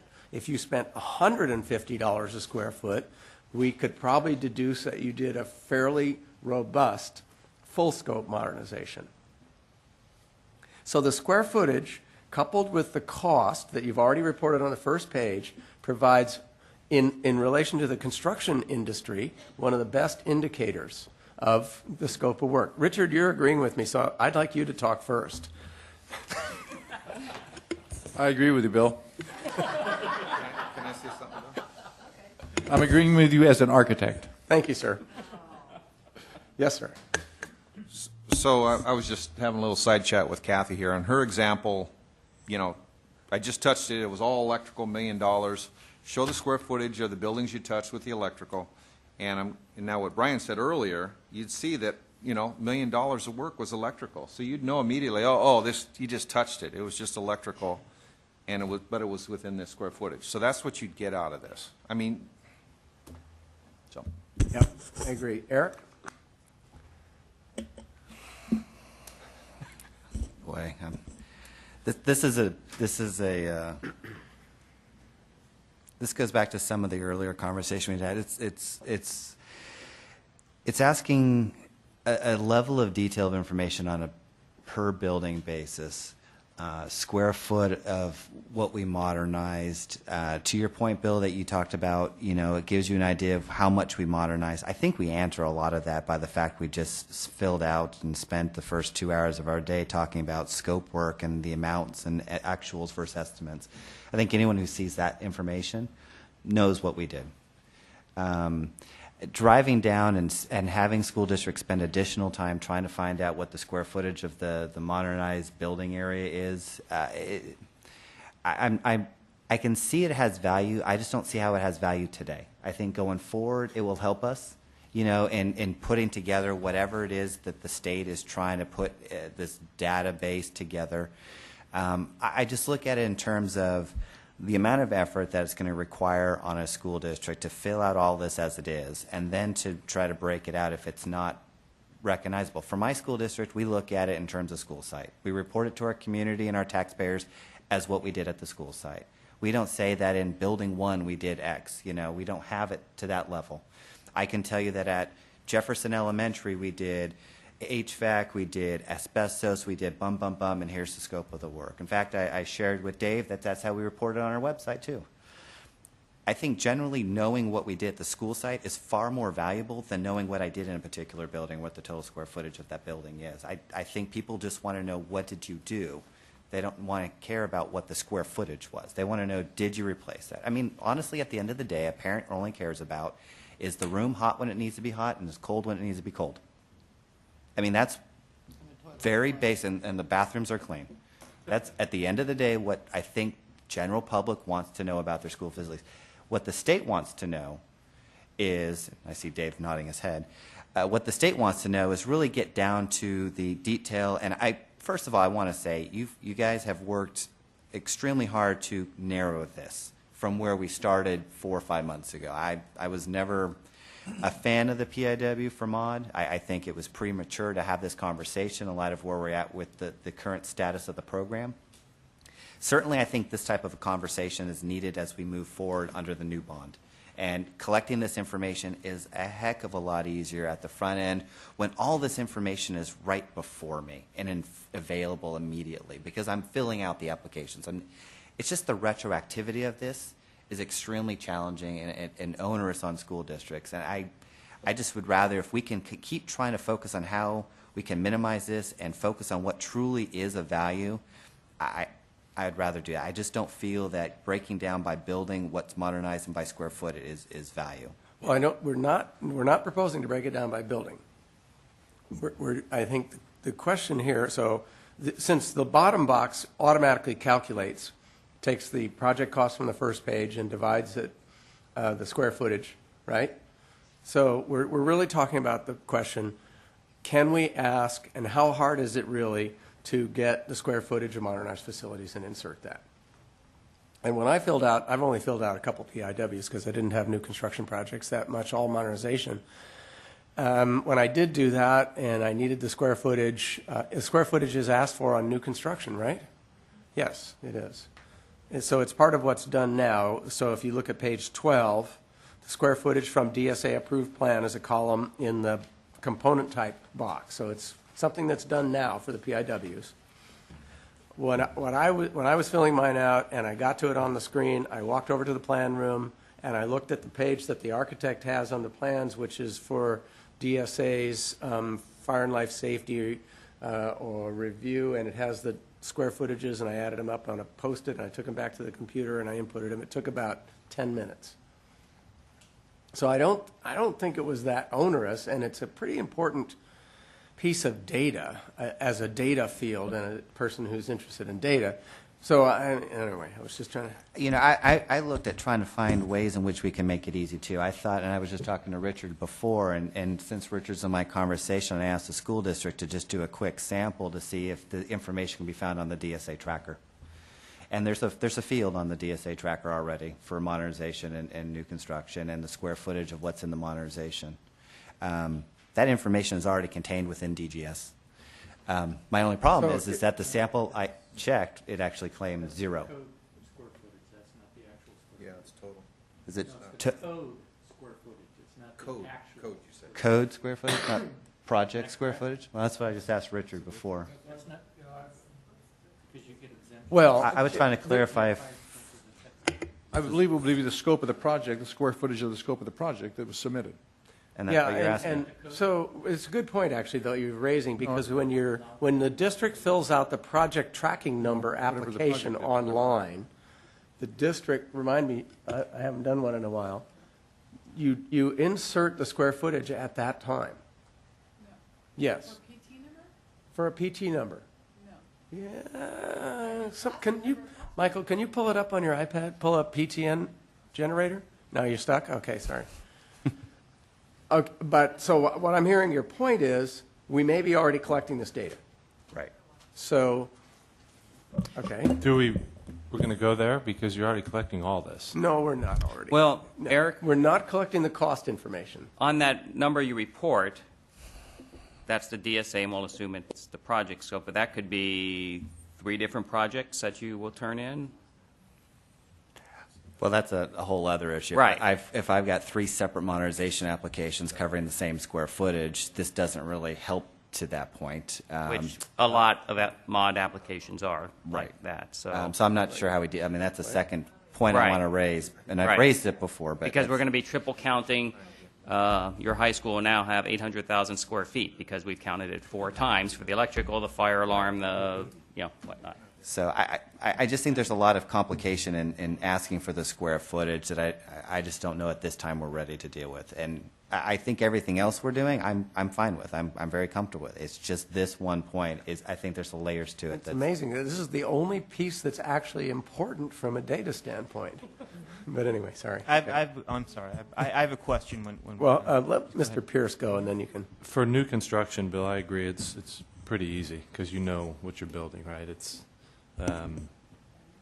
for modernization, I just think it starts muddying the waters again. Back to the reasonableness, not the drinking fountain, obviously, and the multipurpose room, but what did I modernize? What do I include? Yeah, no, that's a good point, actually. And then, you could have modernization projects, now that I know stadiums qualify, where you're not modernizing any square footage, or a large portion of your project isn't a building, and it's going to make that amount per square foot very, very high and kind of raise some eyebrows. So that's a little worrisome.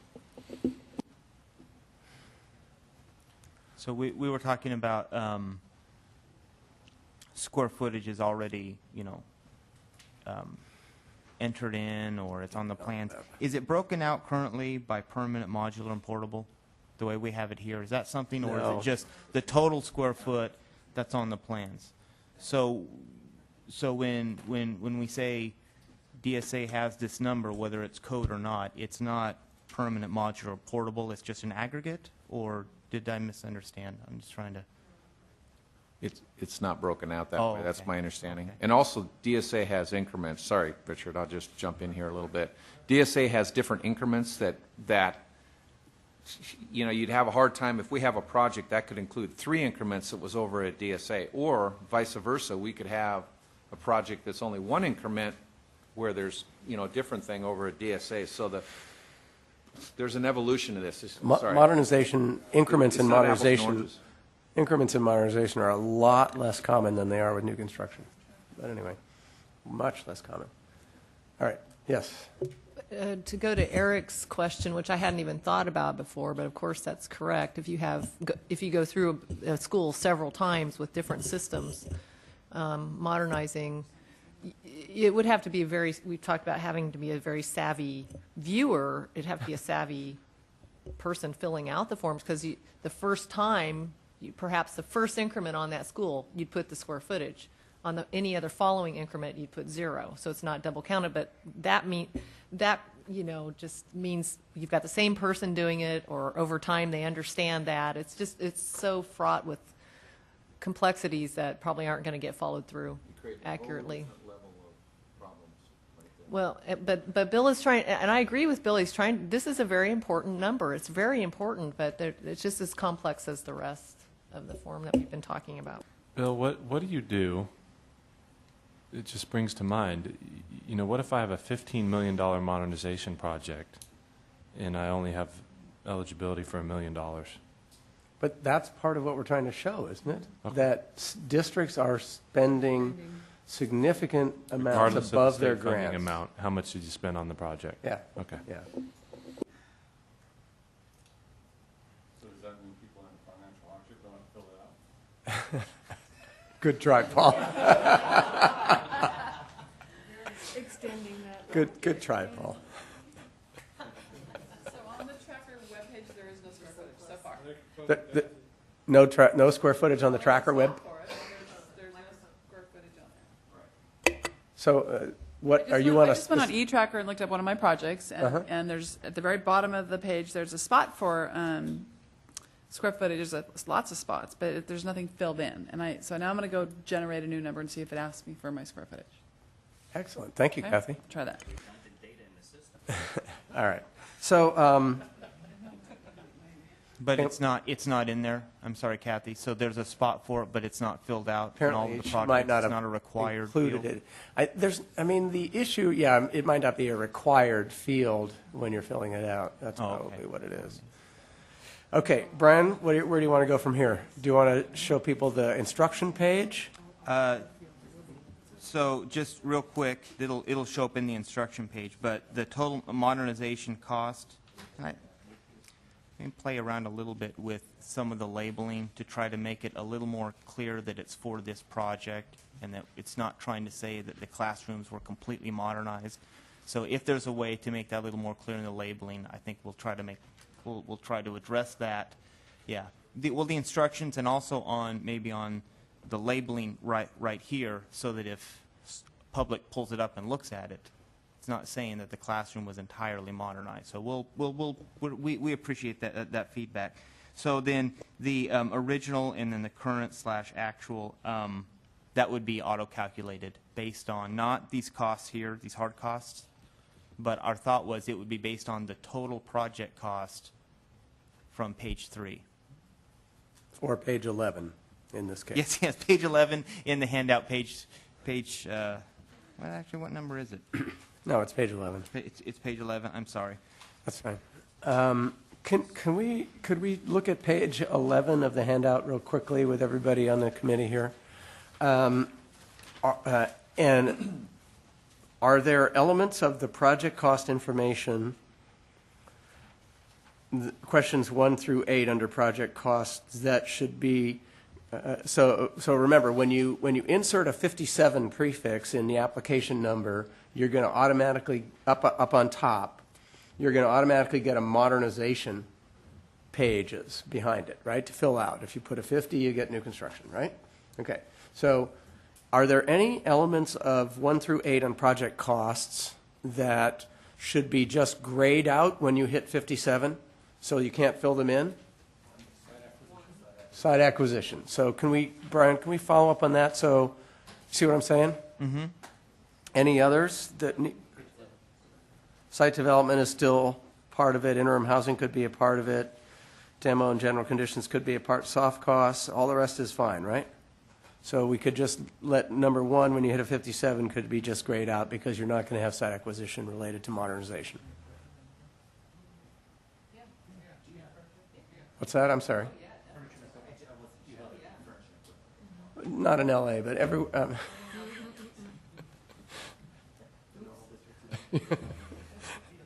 All right, Miss Kathy, do you want to report? Okay, so if I'm going to generate a new PT number, there is a spot on here for estimated square footage, but it is not required. It's not a required So field. most of us don't put it in there. Interesting. Okay. Okay. As far as total cost for site acquisition, that's something that we would probably handle at the online, when we create the actual online. It Yeah. wouldn't have to be, just for clarity, it wouldn't have to show it here on what goes to OAL or to the board, but when we go through, when we make it online, that's something that we may look at. If we know the answer is always going to be 0, why put something that will force districts to go through one more step? I'm only bringing it up because part of where we're all trying to get is have the form, whenever we have questions that are not appropriate to what you're doing, it drives people crazy. Mm-hmm.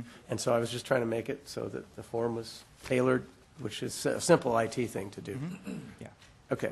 Do you need to go over the instruction page at all?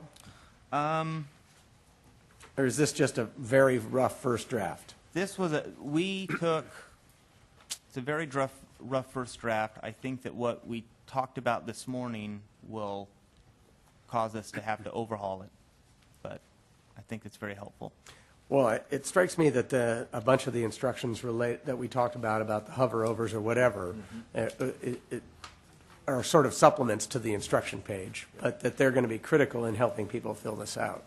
Yes. In fact, one of the things that OPSC did earlier this year, because of discussing this, was people kept saying, where are the instructions, where are the instructions? So it's on the website, so you can go in and you can print up a blank PIW that includes all of the instructions, a hard copy that people can use to try to make it easier. They can read as they go to different offices and things like that to try to make sure that they're being consistent when they have different people filling out the information. That's there now? Yes, that's there now. Mm-hmm. And it has all the hover. It doesn't have the hover over, because the hover over is the instructions pretty much, with maybe reworded a little bit, but they're virtually identical. The hover over is just right in the online worksheet, so you don't have to refer to some other place. But if you want to print a hard copy and go fill it out, you can do that. Okay, so have we had enough? I'm done. I quit. Can I think Paul's still ready to go. All right, what do you got, Can I have Paul? a chance to talk about eliminating the whole sheet on bid climate? I believe that you did have that chance, yes. And you only get one. So, any closing comments or remarks from the right side of the dais? Left side? Next steps. I think that we have a meeting scheduled for November 8th, which is a Thursday, not a Friday, and November 8th. Yes.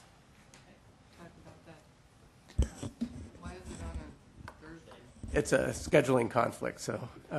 Bill, real quick, so the idea, if I remember correctly, was this item, the mod PIW, and the changes to the new construction PIW would be presented to the state allocation board at once? That's correct. And so I think we're ready, we're pretty close, that we can bring a final package back for that meeting. That would be my goal. Does that make sense? I'm not sure what we'll bring back next month, but we definitely pull back and see where we're at. Get a lot of good feedback today. Well, the reason I raised that is we started down a path of streamlining the new construction PAW, and then we stopped and then shifted to mod. That's correct. And to Paul's point, I think the page 14 and half of page 15 and some of the other components, we had a whole list of things that we wanted to keep talking about before it's presented back to the state allocation board as a single item. And so I'm just concerned that we're jumping the gun a little bit, or we're not addressing some of those other issues we wanted to raise to streamline the form itself before we take it back to the board. So I'd like to ask that we do that, have that meeting to go back over the whole form in its entirety. I agree with you. Okay. And I'll take that back, okay? Okay. Mary? And is there any chance that when we are about to have that meeting and we're going to be looking at it, that we can get the packet before 5 o'clock the night before? Because this didn't get read before today. That would be our goal. That's always our goal. We're sorry that it gets out late. And yeah, I apologize for it coming out late. There was a lot of last-minute changing going on to the page that we just spent an hour on, or 2.5 hours, whatever it was. And it really was about trying to make it more simple and easy. And this went through some, let's see, yesterday morning you walked over to my office with a previous version marked up with pen all over it saying, what do you think about this? So, I mean, I think it was time well spent. I apologize for it being late to the committee, but that was really what was going on, was continuing to distill this down. Yes. I just want to thank you for doing the work that you've done. I mean, this is I know we don't like it, but I mean, it's a huge improvement from what it started out to be. So I really do appreciate the effort that you and your staff have done on making this something that I think I can fill out and get you some reasonably accurate information. I appreciate that. Thank you very much. Okay. Well, thanks, everybody. It was a really good discussion. I appreciate it. See you next. Thanks for 14 years, Dennis. Yeah, Dennis.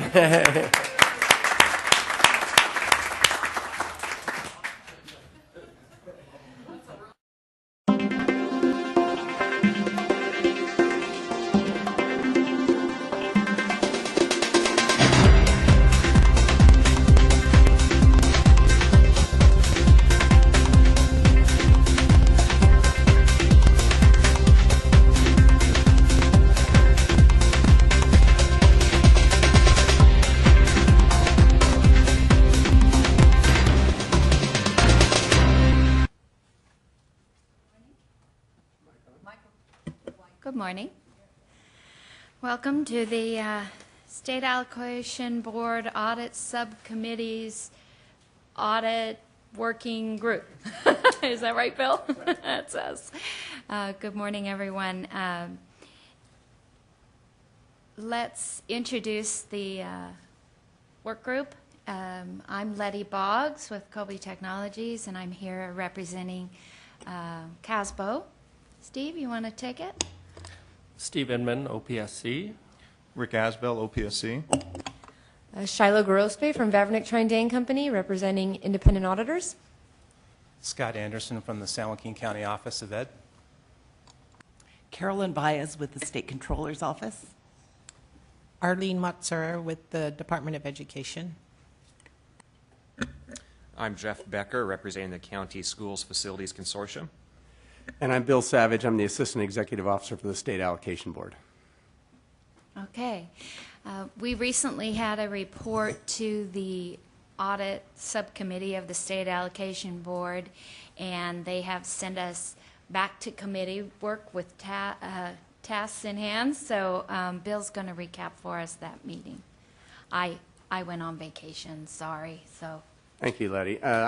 Rick and I are going to tag team just a little bit of a recap. The Audit Working Group reconvened this year after a request from Senator Lowenthal to look at recommendations that have been made by the Audit Subcommittee and adopted by the Board on auditing under the School Facilities Program. And as we began the process, we have been through 4 meetings, I believe, along the way, and come up with a proposed school facility program process that addresses a number of concerns about accountability, timing, and streamlining of audits, for the school facilities program. And maybe I'll ask Rick to just recap the three-part approach that had been developed prior to the audit sub meeting. So essentially, we were looking at the three phases. We're looking at kind of an upfront accountability system, which would be what we would call the incremental compliance check. That's everything prior to about 18 months.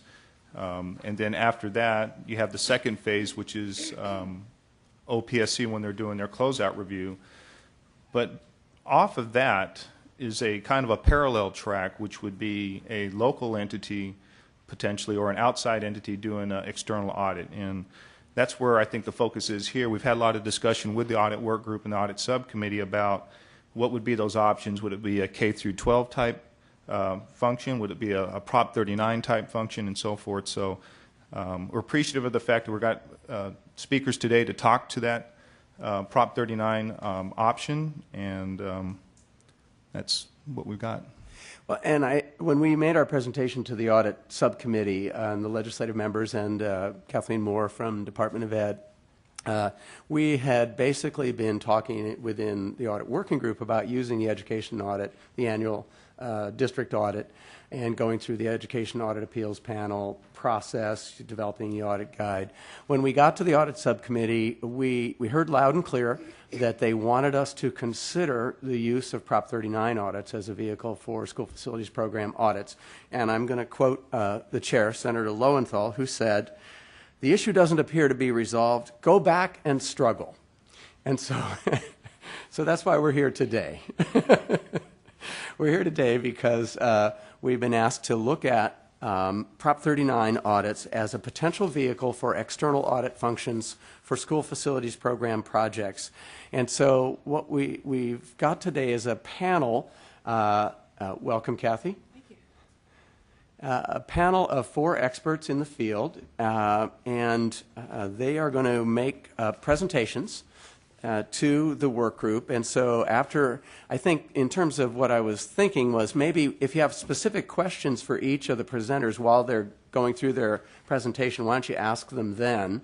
But I was anticipating that they would take about 15 minutes each, and then we would have a time for dialogue after that where the work group could talk with the expert panel members, and we could see what some of the issues are and how we deal with some of the issues and begin to define them in terms of whether we can proceed with this approach.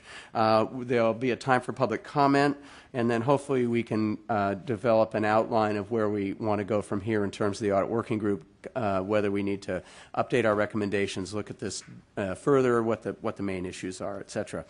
So I'm going to ask our first 2 panel members to come up, and Marilyn Cleveland from Dennis Walliver Kelly and Anton Young here from California League of Bond Oversight Committees, CalBOC. And Marilyn is an attorney, and I've asked her to go first and talk about the legal and statutory regulatory framework for Prop 39 audits. And there are handouts in the back from both of these panel members. So, Marilyn, take it away. Bill. Thank you. Good morning. Pull that mic down a little bit closer to you. Yeah. Good morning. Thank you very much for the opportunity to meet with you and discuss this very interesting issue. I was asked to talk about the legal background of Prop 39. I've been an attorney for over 20 years with Dennis Walliver Kelly, representing school districts and community college districts, and actively have represented many school districts going through the Prop 39 bond process, from the very earliest ones who were sort of paving the way and operating a little bit in the dark, all the way through currently when there's more guidance out there as to exactly how the Prop 39 operates.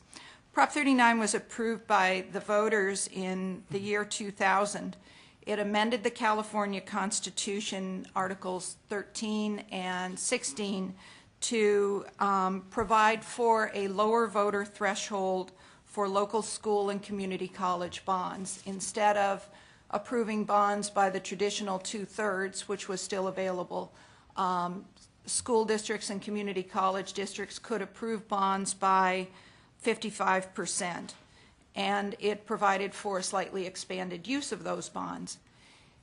In order to convince the voters that this was a good thing, there were several accountability measures that were built into Prop 39. Those included the requirement that a district obtain an independent financial audit and an independent performance audit.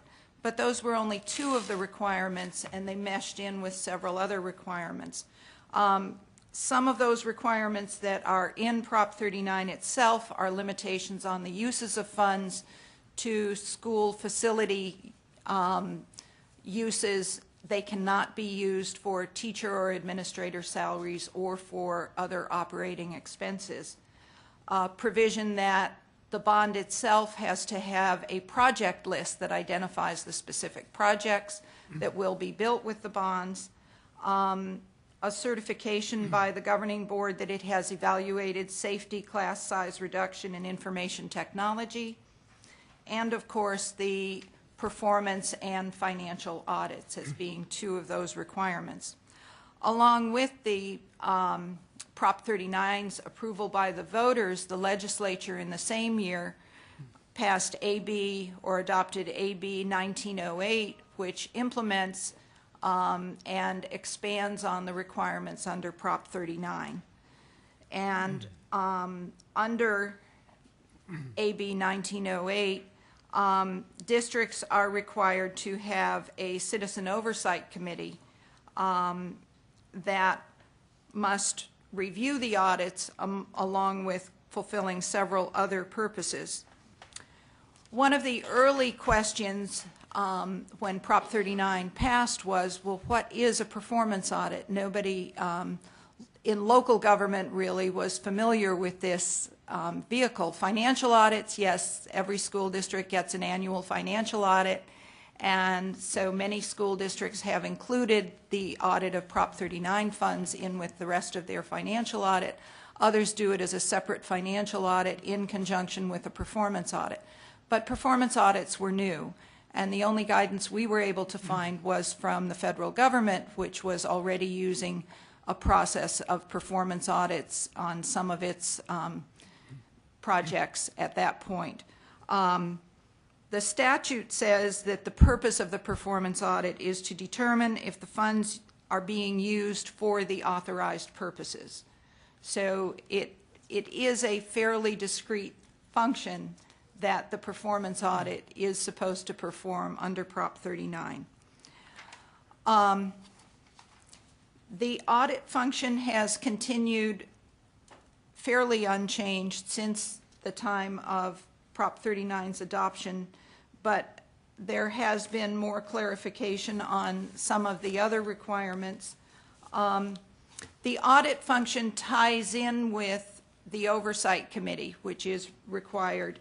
And one of the functions of the oversight committee include to inform the public concerning the expenditure of bond revenues, to actively review and report on the proper expenditure of taxpayer money for school construction, and to advise the school district whether a district is in compliance with Prop 39.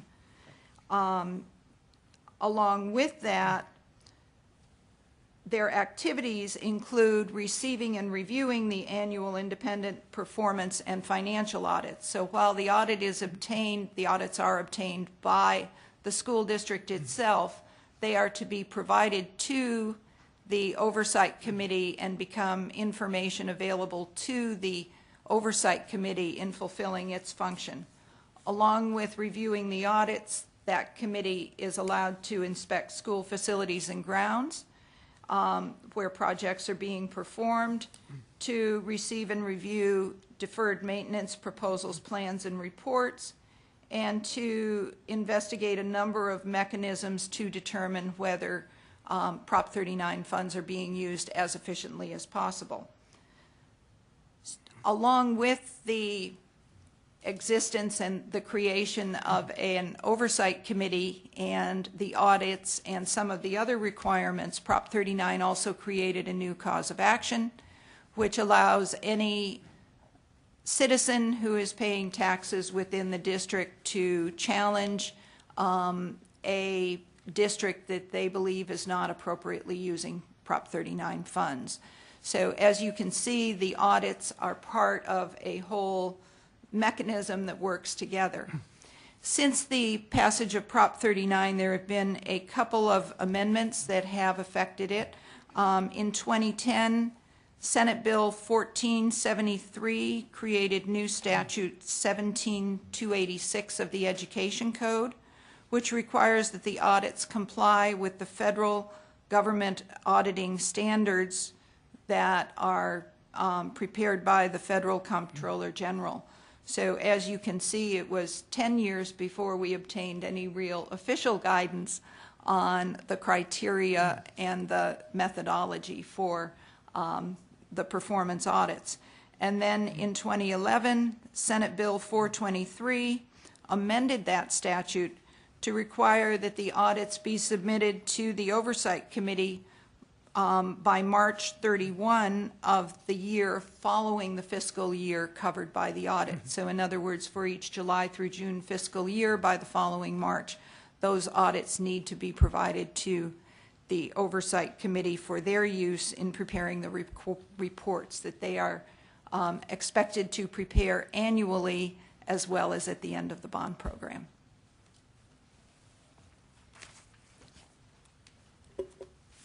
Thank you. So any questions or comments about the legal framework from the working group? I have, so if we're going to put this in the context of considering Prop 39 audits as a vehicle for SFP audits, is it performance audits, or is it fiscal audits, or is it a combination of the audits that are performed under Prop 39 that would be used? I'm just posing that for everybody, and for Maryland too, but because I can't quite tell which one would be most appropriate in terms of the kind of scope that we might be looking to audit with the use of this vehicle. Do you have a thought on that? Well, I do have a comment. One of the differences between Prop 39 local bonds and state funding is that the state funding is given project by project. So you're dealing with one project, whereas Prop 39 is dealing with an entire bond program, and there was more concern, I believe, that there needed to be vehicles for establishing that the funds were really going to be used for the projects that were included on the bond project list, because over the period of time, the life of a bond, it's possible for other needs to come up or needs to no longer be the same, and so it became more of an issue of making sure that the funds were actually used for authorized purposes. Shiloh, did you have a comment? Well, I wanted to piggyback on your question a little bit, because what I'm trying to gain clarity on is, are we looking at a proposal that would take Prop 39, modify that language to include OPSC audits, or would it be we would use the framework of Prop 39 to create a separate legislation for an OPSC audit? I'm trying to understand if they're going to be combined or if they're going to be separate. If I told you I didn't know, would you believe me? But I think what if I'm understanding the direction that we got from the audit subcommittee, I think that the audit subcommittee saw the Prop 39 audits as a function that districts were already engaged in, that the school facilities program scope of audit at some level, I don't know what that is yet, could be included in that process. So trying to create a streamlining. If a district's already engaged in that process, adding some additional scope to that so that we're not creating another step of an external audit for school districts. My biggest concern with that would be that not all districts have a Prop 39 audit. There we go, number one, okay. And therefore, how would we deal with an OPSC audit for those type of districts? And I think that's a question we're going to have to keep coming back to. So, and not to foreshadow too much, one of the conversations that Marilyn and I had as we were talking this through is so if you took a district or a county office of education that didn't have a Prop 39 bond, could you create an audit vehicle that involved the similar characteristics of a Prop 39 audit? I think if you had, you can have a performance audit on anything. A school board can cause a performance audit to be done at any time on any program. That's the nature of that vehicle, as it can be very targeted. And the board has that authority to cause that to be done at any time. So I agree they don't have them. I'm not at all convinced that it's the right vehicle. I'm not quite there Sure. yet. No, but I do see that you could easily have a performance audit for the purpose of review of SFP expenditures. I mean, that, I think the vehicle would easily fall within that. The GAGOS, the Government Accounting Manual guidelines for performance audits. So, and do we think, so I think we should just, as we go through all the panels, all the panelists today, let's keep coming back to that question. How do we deal with that issue? That's a fundamental issue here, which is not everybody has a Prop 39 bond or the need to do that audit. A second one to me is I think we still need to answer the question or try and grapple with, is it a performance audit function or is it a fiscal audit function or is it both, some combination of that? Just to comment on that latter piece I think it will depend on what OPSC wants. And I think, and I'm not going to put words in their mouth, but from all the discussions we've had so far, I'm envisioning that they're looking for performance or compliance. The financial statements, similar to the bond, are already included in the fiscal audit of a district. It would be easy to do a fiscal audit for that as a separate fund if that was what OPSC wanted, but I think more toward the compliance aspect is, I think, what we're looking for. I think we all have an underlying interest that the money that the state puts out there gets used for the purposes of the state bond. I mean, we all have an interest in having that money be appropriately allocated. So I think that's the overarching objective, right, is that that money is going for the program purposes. And so, I agree. Issue by issue. if it was a compliance, so let me just make sure. So one of the things we hear that OPSC wants to look at is, for example, that you would take expenditures under the SFP program and you would say, are these allowable expenditures or not? And is that typically done in a performance audit setting? That's a compliance piece? Okay, because I'm not, this is not my area of expertise. And I think we might as well put it out there that this is, in a sense, a broad category that OPSC and districts have struggled to define. If we go back historically to the program before this one, there was a list we got, and we all struggled with the fact that they put things on the list and it didn't get updated, and we don't buy record players anymore. Now we buy boom boxes, and now we don't do that. And so having a defined list was problematic. So in the new program, my recollection is we said, look, it's a grant program. We need to outfit the school. These are the things, and districts had a measure of discretion as long as it was defined in the project scope. And we even struggled with that. There were times when OPSC would push back and say, why do you need 12 computers in a classroom? Wouldn't 5 or 6 be right? Are you just spending out the money? And we had those conversations. And that, I mean, it's appropriate to have a little pushback and conversation because you have to be able to have some legitimacy to what's being allowed and what are the expenditures. Although at the time it doesn't feel very, it's challenging. So that's kind of what the history of this is, and I just have a concern that as we go forward here, we not hamstring districts back to a very highly defined criteria that doesn't allow for different instructional programs and needs within different types of schools. So, good point. Jeff. Yeah, thanks, Letty. I agree with what you said there. I also want to, what I'd hope to hear from the presenters today, and maybe some of the folks that are involved in Prop 39 performance audits and financial audits a bit more, is how much of the scope that we're talking about with an OPSC audit to determine compliance with the OPSC regulations already is happening in a Prop 39 audit. In other words, the subcommittee directed us to look at Prop 39 audits as a way to find efficiencies and not duplicate work. So I'd like to hear, are there efficiencies, or are we adding additional scope to a performance audit?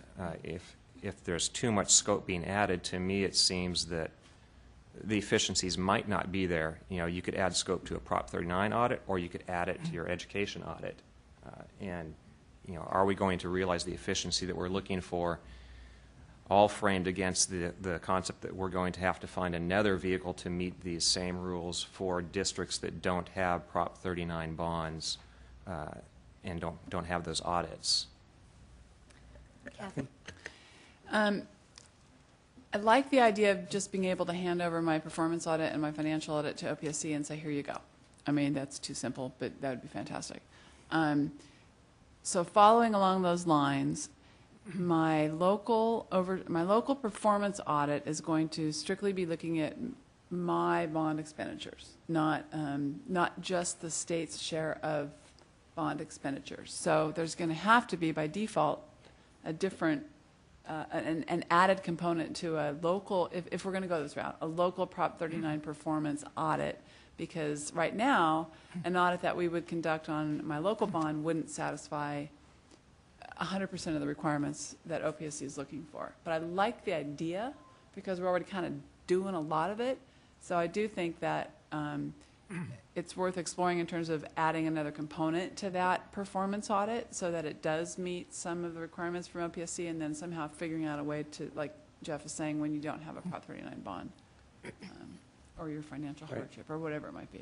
That kind of brings up a Maryland question, if I could. Sure, go ahead. Maryland, we have gotten the question many times from districts that just wanted to present to their oversight committee the bond expenditures, but not the component of the state.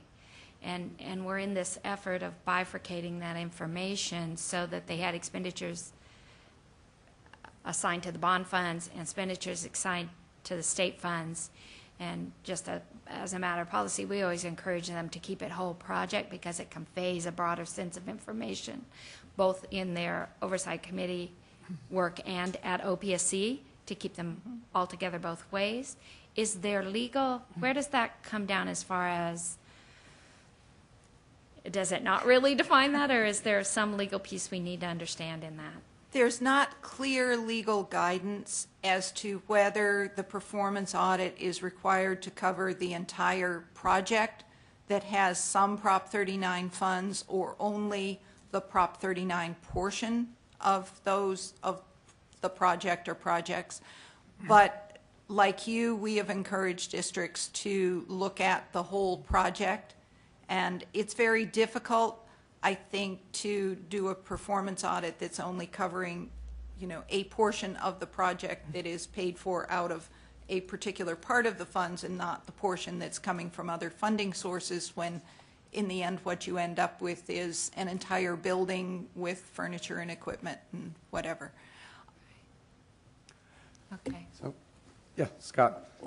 Yeah, I apologize. I'm here today, representing Fisco, sitting in for Andrea. So first thing out of my mouth this morning was a mistake. So I apologize for introducing myself incorrectly. But I would hope that and I guess I also apologize for not being completely up to speed on all the meetings that have taken place up to this point. But I have tried to catch up, and I would just hope that as we go through the meeting today, that we keep an open mind about the best place for the school facilities project audit to be, and not necessarily look for a way to force it into the Prop 39 bucket. I was a CBO prior to being in facilities, and just from what I know about this process is that it's not clear to me where the efficiencies lie, whether it be within the scope of what today is defined as the Prop 39 performance and fiscal audit arena, which there seems to be a lot of disparity in terms of what those audits contain, at least from what I've read and understand and experienced.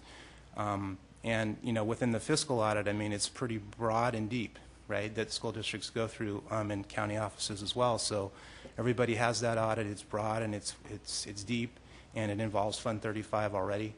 And so I would just hope that we would sort of let sort of this thing unfold and decide where best to put it, hopefully with all those in mind. And again, Bill, I apologize if I'm going down the wrong road here, but I just felt like I needed to say that. Thanks. Oh, I think it's important to say. Shiloh?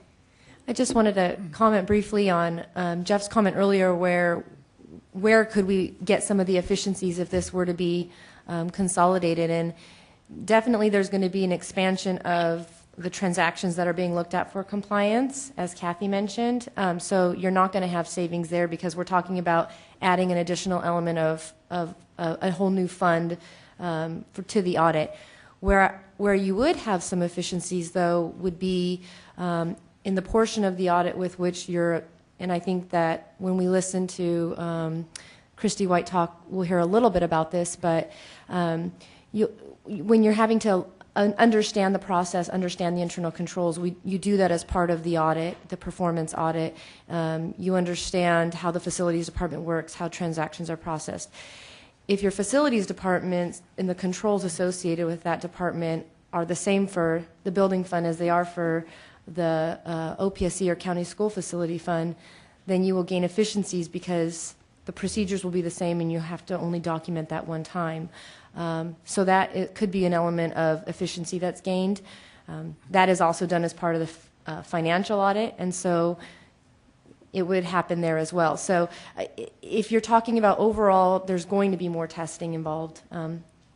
No matter where you put this audit, It's true. I mean, that the would be efficiencies will be on the internal controls And they're piece of testing it. now with OPSC, so. Okay, let's move on to our next presenter. That was great. Thank you, Marilyn. Anton? Good morning. Good morning. I'm Anton Young here. I'm the executive director and co-founder of the California League of Bond Oversight Committees. We're an all-volunteer organization. Our mission is to train some 5,000 citizen bond oversight committee members in California in some 450 bond oversight committees. I was formerly the co-chair of the West Contra Costa Unified School District Audit Subcommittee and served on that committee for 3 years. I've worked with a number of CBOCs throughout California on various issues. I also had the distinction of being my term not being extended by the West Contra Costa Unified School District. I was recommended for extension by our local taxpayer association, and I was rejected because I was too disruptive on the committee. And I didn't appreciate that the committee is a family, and a family gets along and don't ask questions that can raise concerns. I'm currently the business manager for a charter school in Richmond, California. Previously, I was deputy superintendent and business manager in San Francisco Unified School District, Yonkers, New York, Berkeley. I was director of finance with Mayor Gibson in Newark, New Jersey. I was a controller in Anchorage, Alaska. So I bring the perspective of a citizens bond oversight committee. And we support the use of the Prop 39 performance audit process for the school facilities. In my judgment, the Prop 39 independent audit is the single most important tool that a citizen bond oversight committee has to carry out their independent function. As you know, most school districts do not have general funds to support bond oversight committees. So the only support, the only resource that these committees have, which are all volunteers, in my view, is the performance audit, which is paid for from the bond program. And as Ms. Cleveland indicated, the standards for performance audits were not defined until recently, and this is the famous yellow book, which is the controller's guidelines. The first audit under the new standards were for the fiscal year ending June 30, 11. Those audits are due to the CBOCs by March 31 of 12. So that's the first round of performance audits under the new standards. And I would agree with some of the comments by the committee members that those performance audits, by and large, in my view, were ineffective and did not follow the standards in the yellow book. As part of our CalBog activities, we're doing a survey of the performance audits June 30, 11. We picked a statistical sample of 170 districts. And I have to tell you, in order to even get copies of those audits, we've spent over 200 hours just locating and getting copies of those audits in order to do this survey, because there's no one place where you can get these. And even when you go to the district, they're in various parts of their websites. And these are preliminary results. We haven't completed this study. But based on the 170, 5 districts never even did an audit. 5 districts didn't respond even after we made repeated requests, including California records requests. 28 of the districts, in our view, the opinions did not conform to the yellow book. So that's a total of 38 districts, or 22% of the 170 that we sampled either did not perform the audit or didn't do it to acceptable standards in our view. So we think that using the performance audit and having the State Allocation Board use it for their purposes has a number of advantages. Firstly, as we understand it, you're actually not doing audits at this point. As I understand it, you're doing desk reviews. I think that this would provide an annual audit, which would address some of your issues and would reduce the current costs that you have in your reviews. Secondly, and I think most importantly, I don't see a difference between Prop 39 bond monies and state monies. I think the objective, and certainly the objective of the CBOC, is to spend those monies in the most efficient, cost-effective manner. And I would argue that having your audit combined with the performance audit gives an opportunity for both the districts and the state to do that. Thirdly, I think it provides an early warning of issues in regards to your own school facility program compliance issues. And importantly, I think it provides additional information for the Bond Oversight Committee in that it broadens the scope of the audit, so it helps them to accomplish their roles.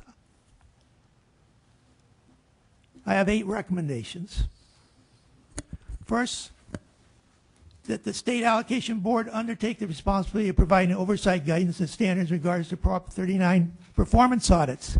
There is no state agency that does this. And you heard Marilyn talk about the fact that it took 10 years in order to define what the scope of the audit was. We have seen performance audits prior to this standard that were 1 page. It had the numbers, and on the cover it said performance audit. That does not meet this standard. I think it would be, by having the requirement that you oversee this, at least somebody knows that it was done and it was submitted. My second recommendation is that we include the audit compliance requirements for school facility program-funded projects in the annual Prop 39 performance audit. Thirdly, I think the vehicle to do this, and it'll speak to some of the issues that you've discussed earlier today, is the annual audit guide, which is prepared by the Department of Finance, Department of Education, and the state controllers. What I would suggest is that that guide be the vehicle to integrate your standards and requirements with the Prop 39 and coordinate it with the Yellow Book, so that then you have a definition of what a performance audit is in accordance with the Yellow Book and would meet your needs and requirements. Fifth, I would recommend that the performance audits be filed electronically. The State Department of Education, just for this audit coming up now requires the auditor to file electronically the audit report. I think that would be a tremendous step forward. The school districts would have to file these audit reports in one place, so I wouldn't have to spend hundreds of hours looking for them. Six, I would recommend that the State Allocation Board receive, review, and accept. And by accept, I mean that somebody looks at them and see if they meet the requirements of the annual guide put out by the Controller of Finance and Education. That's a similar function that the State Controller now does. You send an audit to them. If it doesn't meet their standards, they send it back to the auditor. And I think in this way, we will have auditors who firstly are reviewed.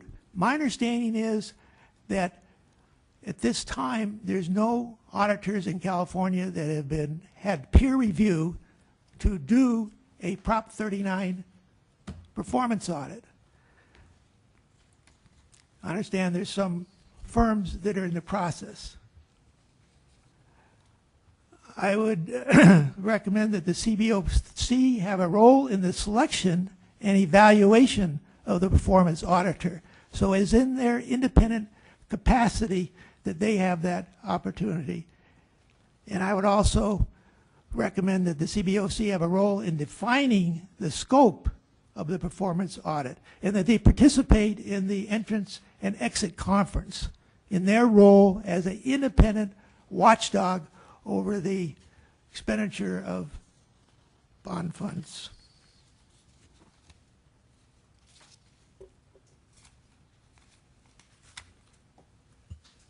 Thank you. Question. The recommendation number 6 that you have, and actually it's a question for the working group here too, because it's something we've talked about. The way it's stated here is require State Allocation Board to receive, review, and accept Prop 39 audit reports and financial audit reports for non-Prop 39, but it raises the question that I think we've struggled with a little bit here. Whatever audit vehicle we're using, how does it go back to OPSC, which is the staff to the board?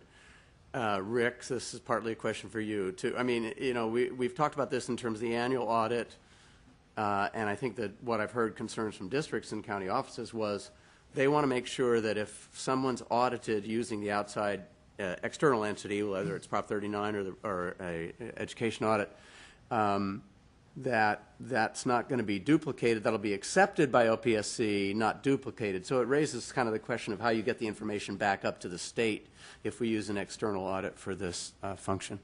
So anybody? I have a question. Does the Controller's Office review audits for competency now, or? Which audits? Is there a model for this kind of review? Right. Well, we receive all the audit reports, the independent audit reports for all of the local education agencies in the states, the school districts and county offices of education and charter schools.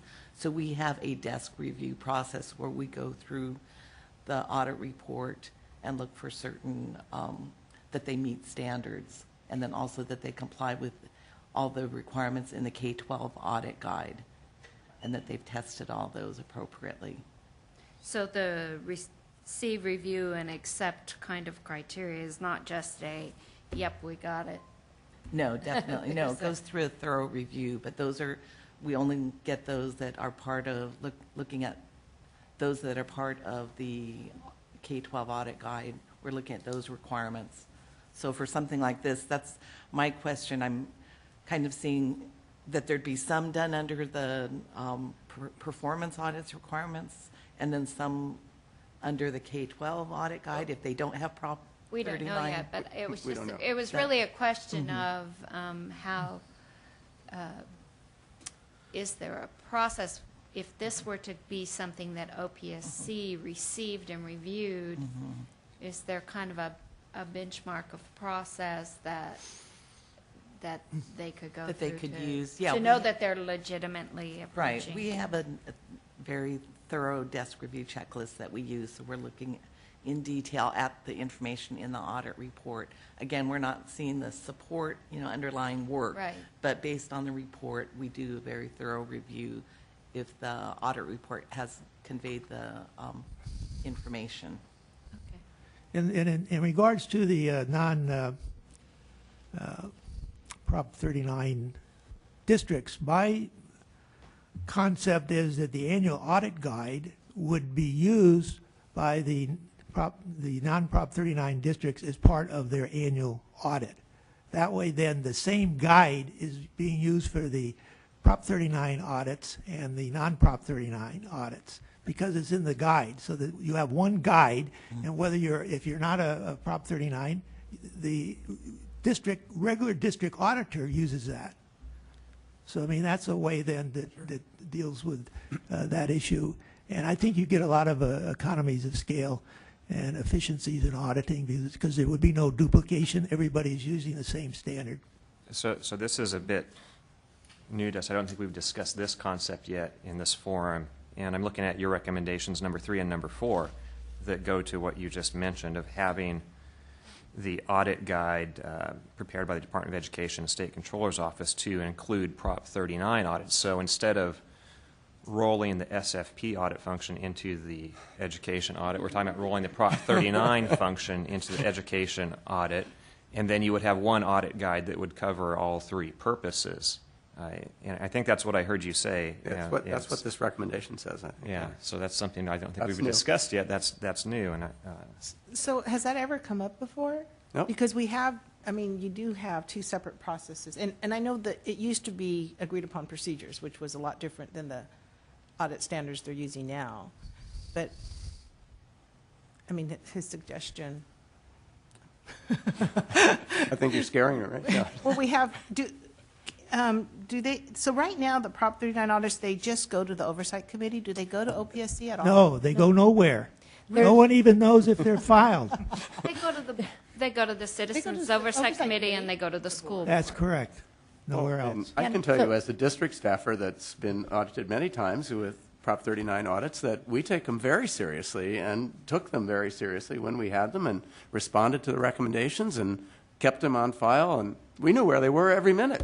But anyway, this was an interesting... But practice is probably quite Yes. broad. Yes. Yeah, practices are. So, go ahead. Oh, I was going to say, just there definitely is a lack of policing other than the Oversight Committee, and hopefully the Board of Education is aware of the Prop 39 requirements. But if they're not, and if you have, maybe a district who just didn't make the board aware, I mean, believe it or not, sometimes people just aren't aware that it's a requirement. So it can go undetected if there is not an agency overseeing it. So there probably could be a policing problem regarding Prop 39. So, but hopefully most districts are very well aware of the requirement and are following through. But it is in their hands to follow through, or in the auditor. When the auditor is out there and they see the bond issuances, is this a Prop 39 bond? And you realize you need an audit of this, and moving forward and hopefully helping guide a district in the right direction with that respect.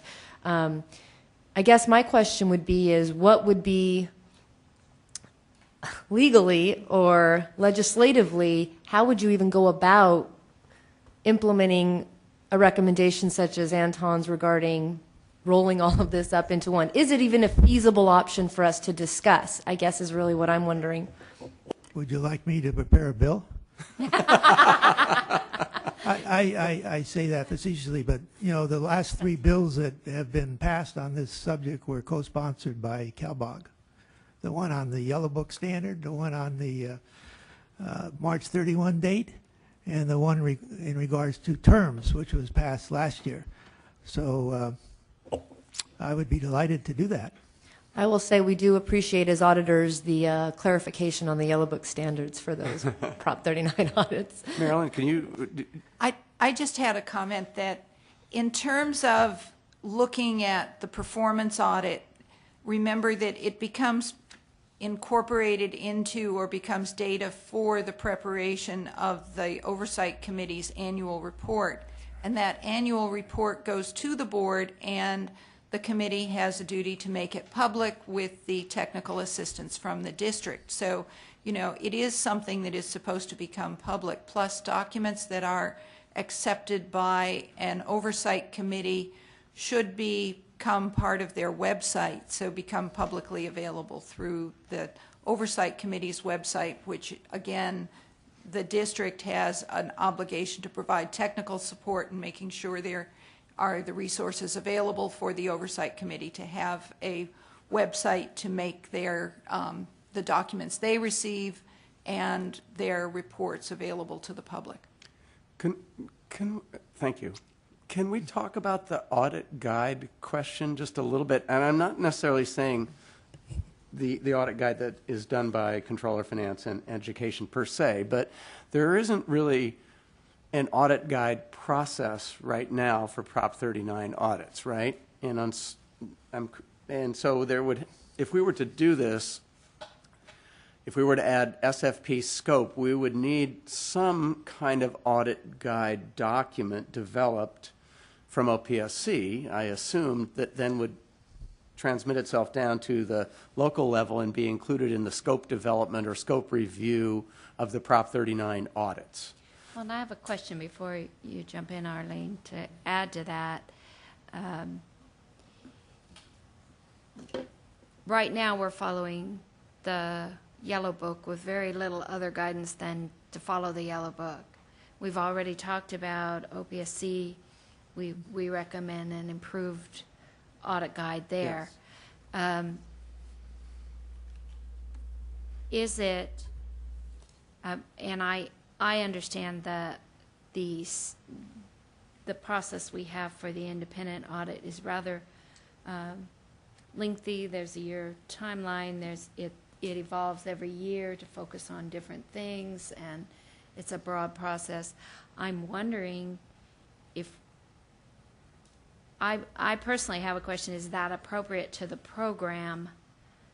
When the program comes out and a program has defined definition, what kind of things would come annually as changes in that process?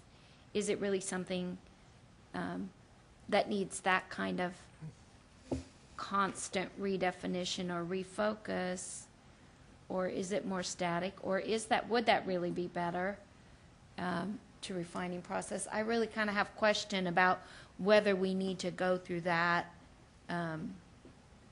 layer or not, I guess is kind of my question. You know, and I think you bring up a good point, and which is why I generally am more supportive of keeping things separate than bringing things together, even though I know a lot of the focus is on creating efficiencies and trying to find ways of, you know, not doing more than we need to. But what ultimately ends up happening in the audit world when we combine too much is similar to the questions that occurred with Prop 39 when it came about. Was the language was vague. What is performance? Okay, is performance with expenditures? And then now, do I just look at expenditures or do I look at these other things? And it just becomes too vague. And so I've always, as an auditor, been more supportive of keeping things separate and providing very good, well-defined scope, objectives, and procedures that need to be performed.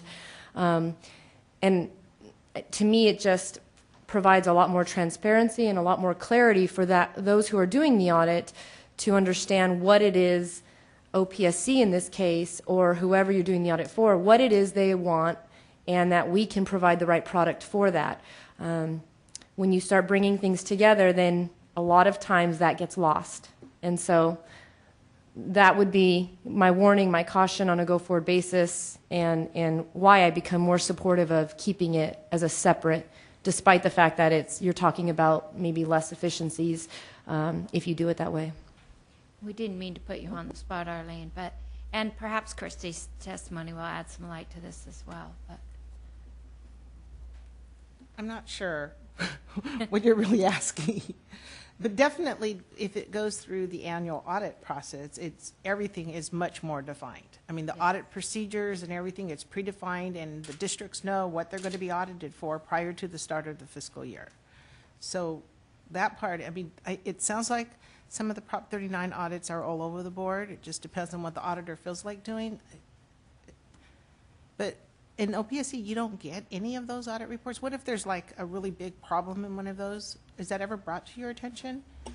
When we do our planning, when we're doing reviews on projects, we'll ask for any kind of background information and so forth. But yeah, that's something we have to actively ask for. We don't actually get it sent to us. I think it is in the Oversight Committee's purview to focus the performance audit, and we have districts where it's a highly defined document, rigorous process, and we see districts where it is not.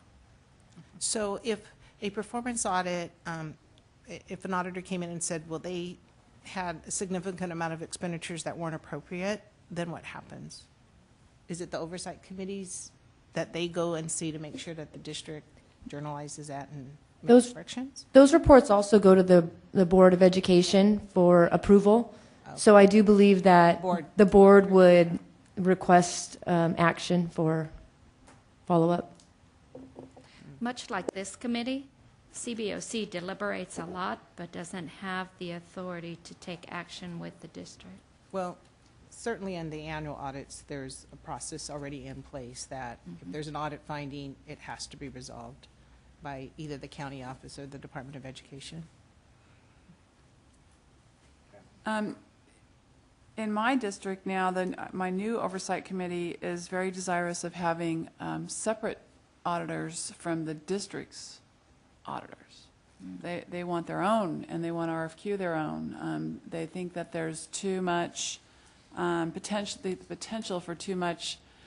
A firm is hired to do the financial audit, and oh, by the way, just do this real quick Prop 39 thing, and get your page as you were talking about, Anton. So there's some, and I know that's in some of the regulations for the CalBOC guidelines too. So I do have a bond oversight committee that is desirous of having a separate auditor, which might make it easier to package this thing. I would agree with that, and the reason I would agree with that is because under the Yellow Book, the auditor is supposed to have expertise in the area they're auditing, and I would submit that most CPA firms that are doing performance audits in California do not have the expertise called for in the Yellow Book in terms of construction management, review of bids, review of plans, and so on. And I think when these firms go through the peer review, in order to be accredited as a Prop 39 auditor, that will change, but that's going to take some time. See, I would submit that what we should have is similar to what the controller has. They have a list of approved auditors. You can't go out and just pick an auditor. It's got to be on the controller's list. And I would submit we should have a list of auditors who can do Prop 39 audit, who have gone through the peer review process for Prop 39 performance audits, because they are very different from a financial audit. Bill, I'm a little concerned with time. Yes, in fact, why don't we take a... Thank you. Thank you so much. Take a 5-minute break, and we'll bring the next 2 panel members up. I think we are. Miss Allen is back. And okay. Kathy, why don't you introduce yourself? Since we missed you. Kathy Allen. I am with San Juan Unified School District, and I represent CASH. Thank you. And our next 2 panelists are Christy White with Christy White Accountancy, and she has with her Ben Levitt, her associate, and Michael Bishop is with Santa Ana Unified School District, CBO there, We appreciate you coming and sharing your expertise. So, And we have Michael go first, okay? Morning. Thanks for allowing the opportunity to participate. First half of this was very interesting. I have not really been following the issue. Was asked to come up and give the perspective of a school district practitioner, I guess you could say, on the business side. By way of introduction, I've worked in all aspects of the facilities program with the exception of being in one of the state agencies. Worked in LA County Office of Education for about 10 years, did audits there internally, and for the last 3 years or so, 4 years or so, actually did expenditure reviews for the production of payments at the county office level. Worked for a couple of years with a CPA firm not represented in the room, and have been a chief business official for approximately the last 17 years in three different school districts, all of which that have participated in the state's facilities program in whatever iteration it was during that 17-year period of time. So my perspective on the issue certainly is a little different based on the conversation that I heard this morning. But from my vantage point, I see at least a duplication of effort, if not a triplication or quadriplication, if that's a word, of effort. Every expenditure that occurs is reviewed by a county office of education. Some do it well, some don't. They're audited. There's a single audit. And if it's a Prop 39 audit, there is what is called a performance audit. I don't call it that because I don't think that's what actually occurs. It's more of a compliance audit of what's in the bond language. Is this what the school district achieved over the life of the bond with respect to projects? Did they build the project that they contracted to build, and is it done with some relative cost efficiency? I don't know that that's a performance audit. I don't know if the procedures that get carried out ultimately takes it to that level. I'll leave that up to Christy, and quite frankly, it's up to the arrangement between the school district and their auditors. It is a process that appears to have no rules in terms of OPSC involvement and what gets done with the Prop 39 audit. So it is from a taxpayer standpoint, we're all taxpayers here, from a taxpayer standpoint, looking in from the outside is probably as mind-boggling as school finance is as well. So I can understand the concern to prove to taxpayers that we are spending taxpayer funds wisely. But we're doing it so expensively, and the process should and can change. From my involvement of going through probably 3 or 4 closeout audits in the 3 districts I worked in, closeout reviews. I wouldn't call them an audit because they're really not. Although 100% of the projects in the state aren't reviewed, that is reviewed is 100%. Had to take boxes and boxes of documents up to the former OPSC office, and painstakingly over 3-4 months, that project was reviewed. It was well after the project had been completed, so you have continuity of staff issues. It's over multiple fiscal years in most projects. So you have continuity of document control. What is the purpose? Is the purpose to audit the entire project, or is the purpose what school districts are used to? And I'm not saying it's right or wrong, which is mostly a financial audit, mostly a compliance audit, that there's some reasonability and some certainty, not 100% certainty, but some certainty that what the taxpayer is paying for, the school district delivered. So if I were the king of the day and could say what should be done, I'm not going to have an exhaustive list, the prior speaker. Certainly we'd want to eliminate duplication, triplication, or quadrification.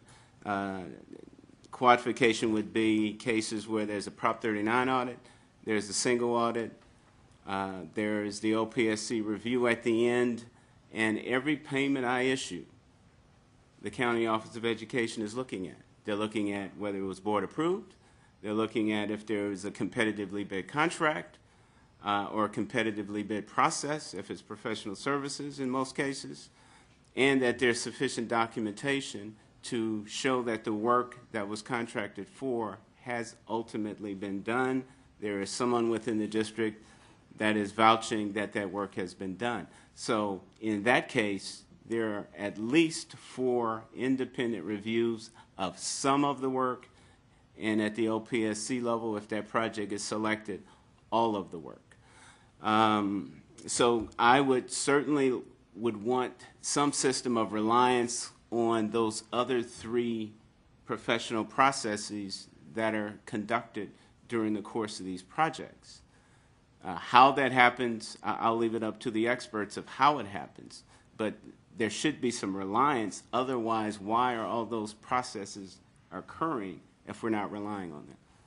2 of which are conducted by licensed CPAs, right? So we're either expanding the scope of the single audit, and I like that idea better than having Prop 39 audits be the vehicle, because not, as it was said, not every school district has a Prop 39 audit. So it would be easier to use a process that is already cross-agency, which is the development of the K-12 audit guide, whereas there is no guide, as it were, for Prop 39 audits. And then the OPSC review process at the end would be more administrative, looking at areas that those processes did not look at. Certainly those aspects that involve DSA, to the extent that the closeout review gets into the DSA aspect of the interface with the school facilities program. Whatever we do, I would suggest we think very long and hard before we impose it on projects that exist today, and think about it for projects that might exist in the future. And I'll stop and I'll let Christy make some comments.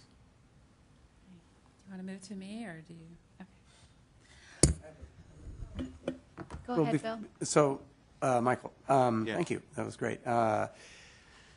So it sounds like you're seeing the quadrification of effort. I've been through them.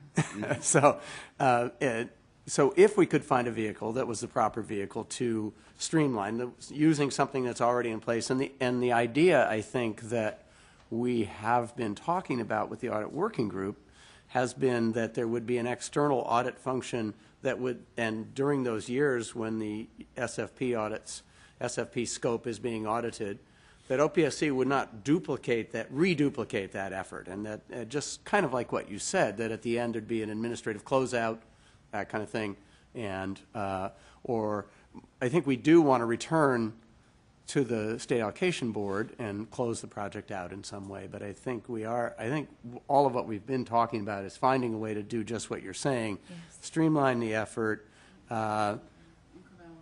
incremental compliance, and then get to the end and just have a summary closeout or review that doesn't reopen any of the cans that were looked at before as we go along. So you like the K-12 education audit better because it has a defined audit guide process? There's an existing structure. Structure. And okay. That structure existed long before Prop 39 audits came on the scene. The The scope of that audit changes with some regularity based on changing circumstances that exist in either program or school finance or controlling regs, laws, or GASBs, if you will, that impose procedures to test certain types of financial outcomes. So there's going to be some change in the audit guide, and quite frankly should. The world is not static. Our world is not static. So we would expect change. And tell me about the county office audits. Yes. And do all districts go through that separately from the K-12 audit? It is a transactional audit, and it is. If you have familiarity, you can speak to that, Scott. But every county office, much like every school district, operates a little differently. What they seek to review might vary amongst the counties. I can certainly speak in particular detail regarding LA and Orange. I've worked in both, and certainly on the capital work side, public capital project side.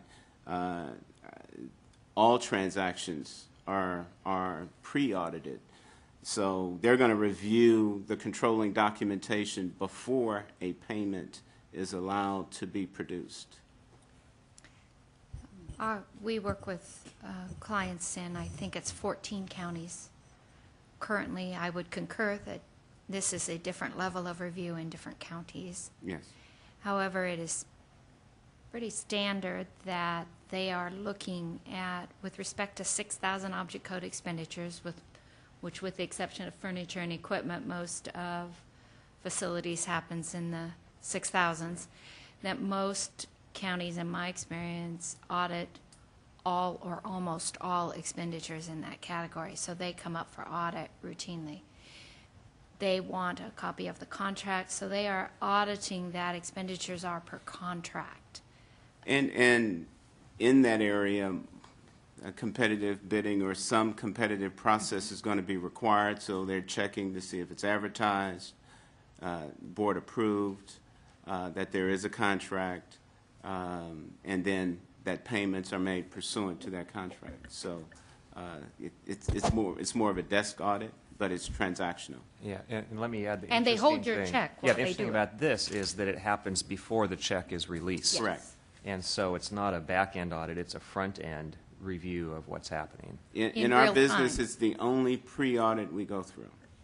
Is that true for all districts, or are some districts independent and they do their own, and they don't go through the county? Very The larger few ones? school districts are financially independent. Financially independent. Very few school districts are financially. LA Unified is not financially independent. They are not? Is not. And I would just add one thing from an audit perspective in regards to these processes is we would call the process you're talking of the county looking at these transactions as part of the internal control structure at the district. And so we do look at that and evaluate that as part of the internal controls when we are making our decision on how to test and what to test. Interesting. Okay. And if a district does become fiscally independent, don't they accept an internal audit component? I seem to recall that they The have county to have an office? internal, no, a district that goes fiscally independent of the county office has to accept a internal control burden. Oh, yes.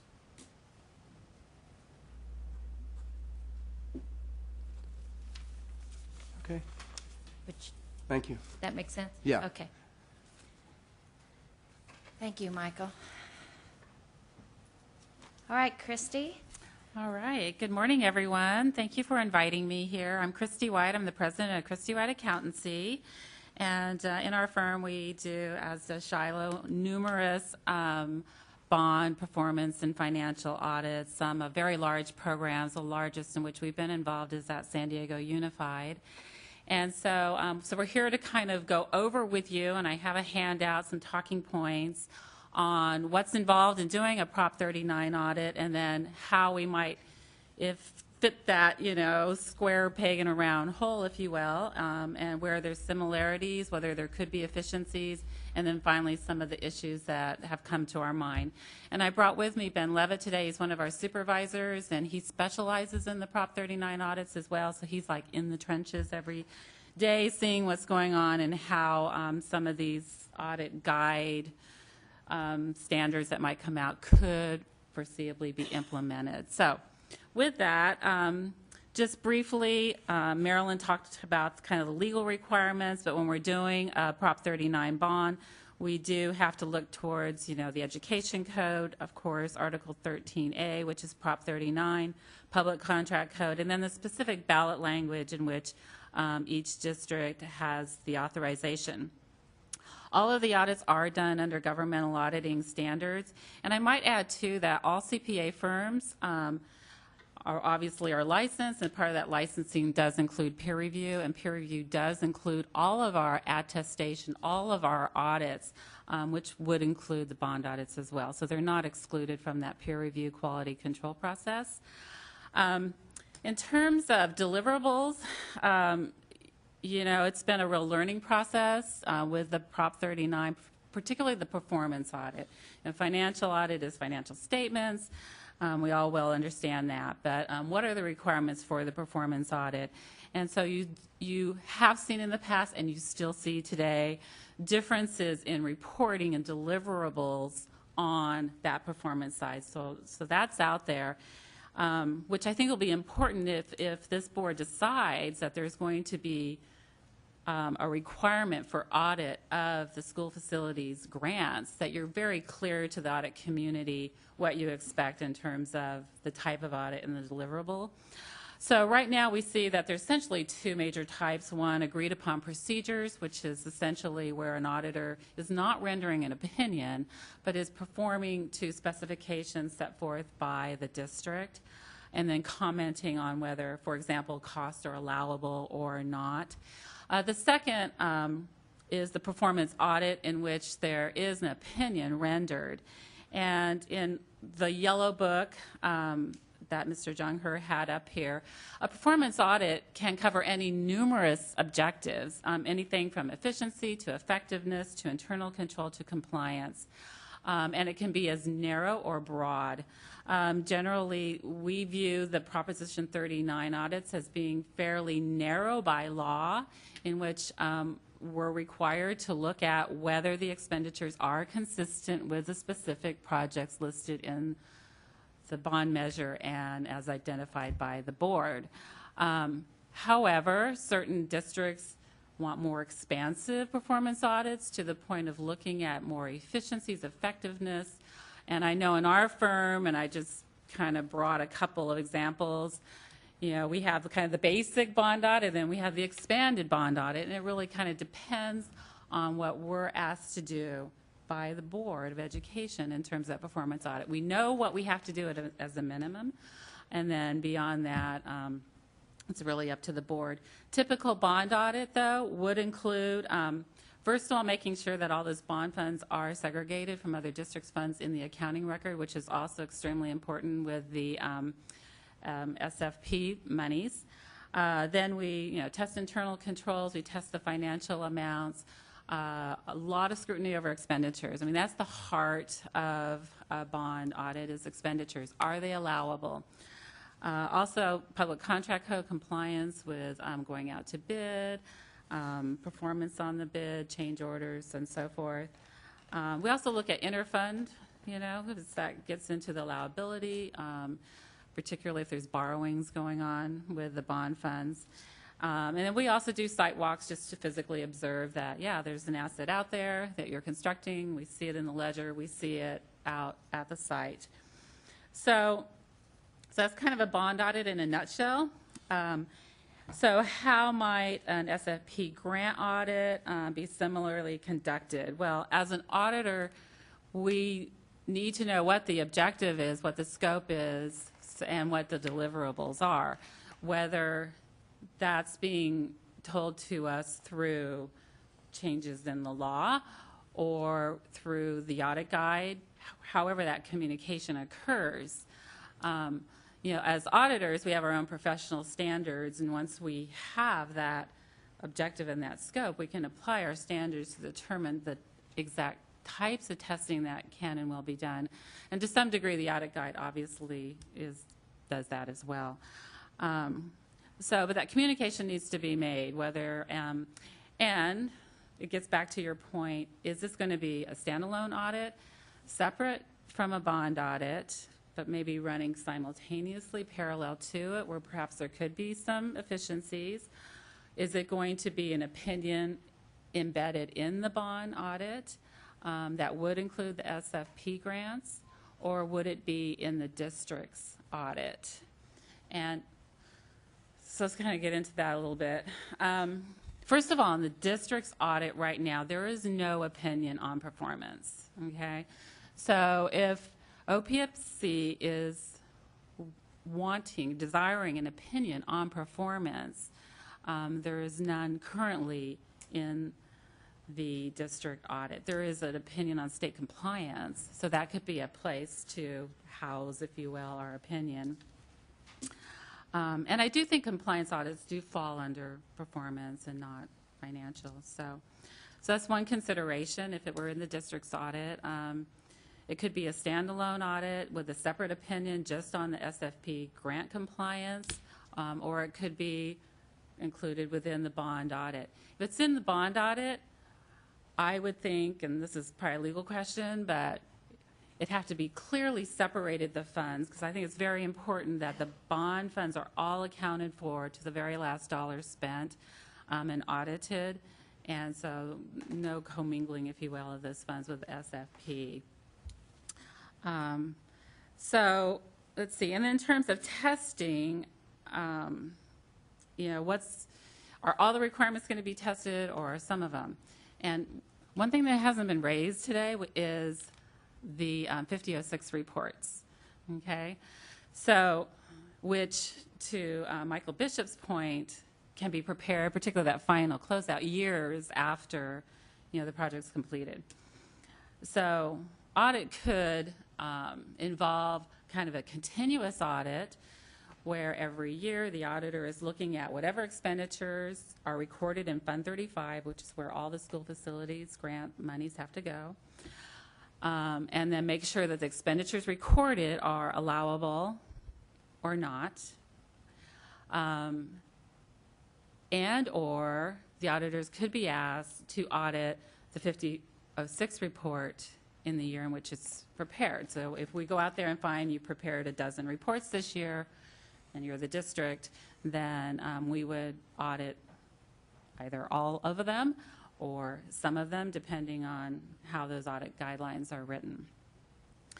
I do think that the audits would be more contemporaneous if you have the external auditors doing these audits rather than waiting until that final closeout done by the state. So that kind of continuous audit, similar to what the county is doing, could be beneficial, could be more efficient. Many of the attributes that we look at in a bond expenditure are similar to those we would look at in the school facilities grant expenditure. However, one thing to consider is that when we audit a bond program, it's kind of a bigger focus. We're really looking, is it allowable under the Constitution and under the ballot measure? And OPSC grants are more detailed from what I can gather, where they're looking at, is this an allowable cost for this particular project? Very project-based. Not that, it couldn't be overcome, but slightly different focus. So anyways, suggestions, I guess, on how to coordinate. We like to audit on an annual basis, fiscal year. And so to the extent that these audits are of expenditures of that current year, makes it easier, I think, on the district and on the auditors, and probably provides you, again, with that more timely feedback. And let's see. So the question really is, again, coming back to what's the deliverable? Do you want a full scope audit, which might even go as far as to include a financial and performance audit over Fund 35? Do you want to limit this audit to just expenditures in the current year? Do you want the audit to cover the 5006 report, and maybe a combination? And in terms of cost and efficiencies, there's definitely going to be increased costs no matter how you slice it, because it's additional work. The level of compliance that I would assume that OPSC is looking for is not being done currently in the audits. So whether it's in the audit guide or whether it's a standalone audit, there's going to be additional audit cost. Is one less expensive than the other? I can't really say because we don't really know what the final request is. So let's see. Issues. The issue's already been brought up about what about districts that don't have Prop 39 bonds. So we concur that that is something. There would have to be some provision that would also require an audit be done of those districts, or charters might even fall into that category. And kind of the timing, the timing differences are something that we keep kind of coming back to. Bond audits are audited in a fiscal year, 5006s are audited when they're delivered, and so kind of trying to get those all in the same cycle, I think, would be important. So those are all of my talking points. If you have any questions or anything to add. Thank you. Comments or questions from? All I would say is, we've been talking a lot about SFP monies, and so we have brought up, and we have talked a lot about the 5006s and imagining that being a component of what those OPSC audits would be. So unfortunately, you guys haven't heard a lot of the information that's been discussed at prior meetings, because the audit guide is one of those. And today we're just trying to get our arms around the idea of not using the audit guide and using Prop 39 as the mechanism, and whether that is or is not the right way. So, and just so that you know, we are aware of that, and that is definitely something that's part of the discussions that we've been having, and concerns regarding how do you go about that. The timeliness has definitely been a consideration. Mm-hmm. Definitely. So, Ben, did you want to? Maybe from your perspective, yeah. Would there be any efficiencies, I guess? Yeah, I think Christy did a good job at kind of covering the overview for what a performance audit looks like. And just getting back to kind of the core function of a performance audit from Maryland's definition, really just to determine if the funds are being spent for the authorized function, if they're in accordance with the reasons why voters approved that debt in the case of Prop 39 funds. I think that the goal is very similar for SFP. And I think that a lot of the procedures would be very similar. I think that when you look at things like substantial progress, site visits on an annual basis and an annual look at expenditures are effective ways to monitor that. And certainly when you talk about the final closeout audit of expenditures, I think that getting that annual perspective on both the controls underlying the expenditures and a detailed review of the documentation itself would be very helpful on an annual basis to have. And I think that it definitely would look similar, the SFP audit, if it fell under performance, to how performance audits function in Prop 39 bond audits. I think the big difference from my perspective, and it's been touched on by a handful of people, is the scope. Where with a Prop 39 bond audit, you're really focused on the fund or the sub-fund that contains that voter-approved debt, where with the SFP audit, you're looking at a particular application for a particular project. So you're following those projects out individually, and I think it would just kind of need to be determined if the external auditor was going to be looking at 100% of the projects, or a sample of them, and then if within those projects that they looked at, if they were going to be looking at 100% of the expenditures, as it sounds like OPSC is conducting now, or a sample of those expenditures under those projects, as we generally do as auditors. We'll get an understanding of the control environment, assess risks, and then use that to plan an audit to be as effective and efficient as possible by getting a sample that is what we hope to be representative of the whole.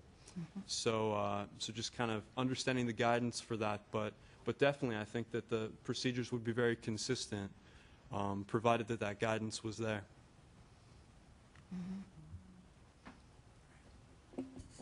I'll say something.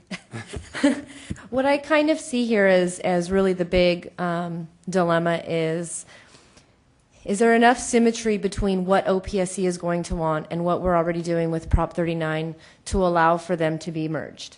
And I don't think we even know that yet as a committee, because I don't think we have complete defined audit scope as far as what we would do in an OPSC audit. So I definitely think that might need to be hashed out a little more before we can make a final determination as to whether or not you're going to gain the efficiencies that we want by merging that. Second would be the legislative change that potentially would have to occur in order to allow an OPSC audit to be included in the Prop 39 audit. And would it be both financial and compliance, or would it be just compliance? Because now you would be merging two unlike audits again, because you already have a financial compliance audit on one side, and then you're going to add just a compliance audit on this one particular piece. That doesn't really make a lot of sense for me. I do think this, saying that, and those seem to be two really big challenges in my mind. I'm going back to thinking the audit guide is the better route, but I know we need to tackle this a little bit more. But those are really big challenges, and I don't know how to best answer those challenges. But anyone else have any thoughts on that? Because I do think that it's going to be a huge hurdle to try to overcome. It really is. I have a few thoughts, just to kind of clarify what we're weighing. We have Prop 35, 39 audits. I actually wrote 35. Can you believe that? Prop 39 audits and independent audits. We also have the county office audits. So it's truly the quadrupling of all of this that brought us to this committee place, Michael. We, as districts, felt the same. We know how many times we're getting out that contract and going over what we're complying with in that contract with respect to expenditures on that contract. So in Prop 39 is by program. Independent audit is by project more. No. Fund 35. That's why I wrote 35. Fund 35 is by project, by program. Fund 35 is by program, SFP program.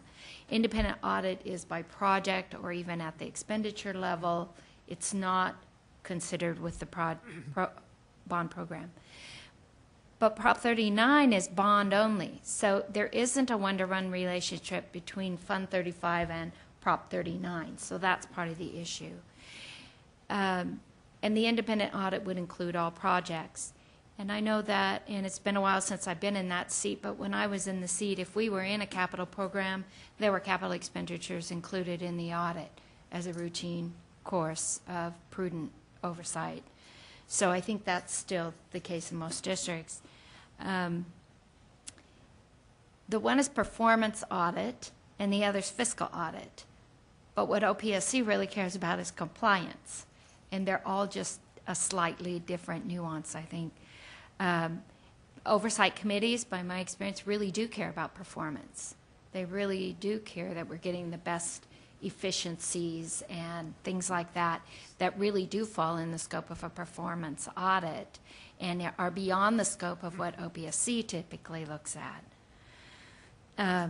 Once the Prop 39 audit is paid by the bond, the independent audit is paid by the general fund, and I know in the CBO seat that matters. So that kind of leads me to thinking, if the bottom line of what we're trying to do here is to look for effective compliance at least cost and least level of effort, because school districts are asked over and over again to expend time by ever reducing staffs to put compliance in place and to prove that they've complied. And the burden of proof seems excessive in the amount of time, sometimes to the level of project, because the level of documenting this effort is the same on a $3 million project that it is on a $35 million project or a $130 million project. And we tend to apply the same level of oversight to all of them. And we had taken kind of a look at, is it more appropriate to break this into pieces? That OPSA does compliance and they do the early oversight piece, then that leaves expenditure separate. We could handle expenditure separate. Kind of in my mind, there's the contracting element is huge. Public contract code compliance and how we contract for the projects is a very, very important element of this, because that's where the highest risk is, I think, for most districts. Not in the day-to-day compliance with the contract, but in the actual making of the contract. Then there's the expenditure auditing, there's program compliance, and then there's appropriate closeout, because money moves at closeout. And those are kind of the four elements where I think it can be maybe bifurcated in how we do it. So do we want to pull it together? Do we want to pull it apart? I don't know if that recap helped or hurt. Sorry. It certainly defined, again, the challenges that we face. So I think I'm still at that point of thinking that, you know, contracting has heavy oversight by the county, and maybe that's the right place for that, because then expenditures aren't going out the door unless contracting is done correctly. And I think the program compliance lying at OPSC is probably the right place, at least in the absence of a good different set of documents. Could we, before we do sort of some closing things, could we make sure there's anyone? Oh, I'm from not the public? closing. I'm just Okay. framing the You're conversation. trying to frame it. Okay, good. So I wanted so to make sure we don't- asked for public comment. Because too. we tend to wander as we have to because we're struggling.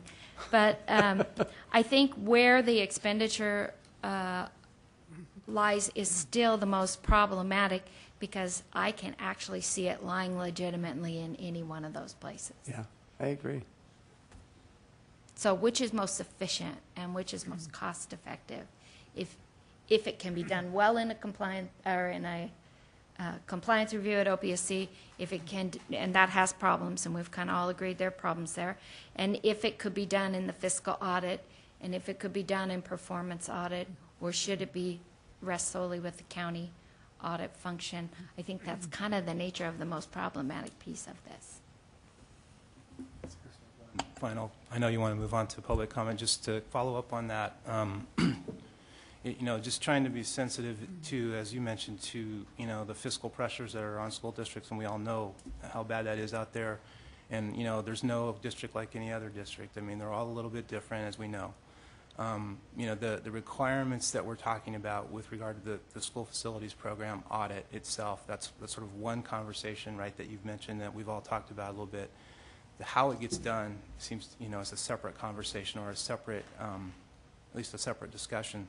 And I would suggest that, you know, and I'd like to know what the auditors think about this, is if the requirements lived somewhere, let's just say they lived in the audit guide for the SFP audit, but the way that the audit got conducted was left up to the school district, and that whether perhaps it fit better with their efficiencies or whatever their audit involved with a Prop 39 audit that they already had. Maybe that scope could be added to the Prop 39 audit or to their annual fiscal audit and compliance audit. I mean, it seems like there's some smart people down there that can make that decision in terms of efficiency. And again, some don't have Prop 39 audits, all those issues. And so maybe if the requirements are defined and agreed to, and that's a big conversation, and then how it gets delivered and executed, maybe there's more than one way to do that, and that decision might be made best at the school district board level. Or the county office board level. Or the county level. office. Yeah. Yeah. Because I think that deals, so what I heard you say was create the requirements or the audit scope from OPSC for the SFP projects or for that year, and then allow districts or county offices the flexibility. If they have a Prop 39 audit, they could perform those under that scope. If they do it under their regular education audit, they could be performed there. And I'm sure there's probably a million implementation issues, but is that roughly what you were saying? Provide some flexibility at the local level, because that sort of answers the question of what do you do when you don't have a Prop 39 bond. So that's good, Scott. Great, you're hired. The biggest implementation issue I see with that, and I think it's a good idea in theory, is how do you ensure the deliverable meets the requirement, especially if I'm issuing a report based on Yellow Book standards in compliance with Prop 39, but the OPSC audit requirements don't necessarily tell me exactly what it's supposed to be, but my district tells me, hey, do the audit in accordance with my Prop 39. I'm trying to envision how I understand those requirements and how they embed into an already defined Prop 39 audit with, certain standards, and that to me is a little bit hard to. I understand. I guess I was suggesting that the SFP requirements for the audit requirements would be separate and apart from a Prop 39 audit requirement definition, right? So I know that still hasn't been completely formulated, but the requirements of that audit, however broad and in deep that is, would live somewhere, perhaps in the audit guide, as a suggested vehicle or vessel to hold that requirement. And so, to your point, if the Prop 39 audit was going on in a district, that's sort of one scope, looking at bond funds, right? And then this separate requirement that perhaps lives in the audit guide could be also done as part of that same effort to potentially get some efficiency, or conversely, with the fiscal audit, if there is no Prop 39 audit, that was the suggestion. I just had a quick comment. I agree with you. I think that's good idea to allow the district the flexibility. My one concern is if they're handled differently. For example, if they're included within the financial and compliance audit through the K-12 audit guide, those reports are coming to the controller's office for review, so we would be reviewing those, but if they're done separately under or along with the Prop 39, we don't see those. So it's kind of like there'd be different levels of scrutiny, and that perhaps that can be addressed, but I think that's something that has to be considered. And I think you're right. I think part of what Mr. Younghair was speaking to on some level is that I don't need to put words in his mouth, but I think he was partly speaking to the fact that if you provide additional scope and some level of reporting back for SFP audits, that it increases the overall accountability level and the definition of the Prop 39 audits, which is still being resolved in some ways historically from their beginnings. Anyway, can we see if there's anyone that wants to talk in the public? There may not be. Do we have anyone in the audience that'd like to speak?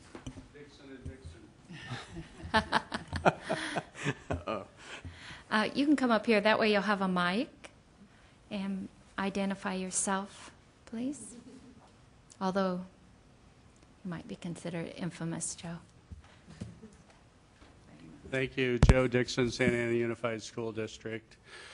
We don't have a Prop 39 bond, not by choice. It was a vote of the board 3-2, so we had to go with a 2/3 vote to get our bond passed.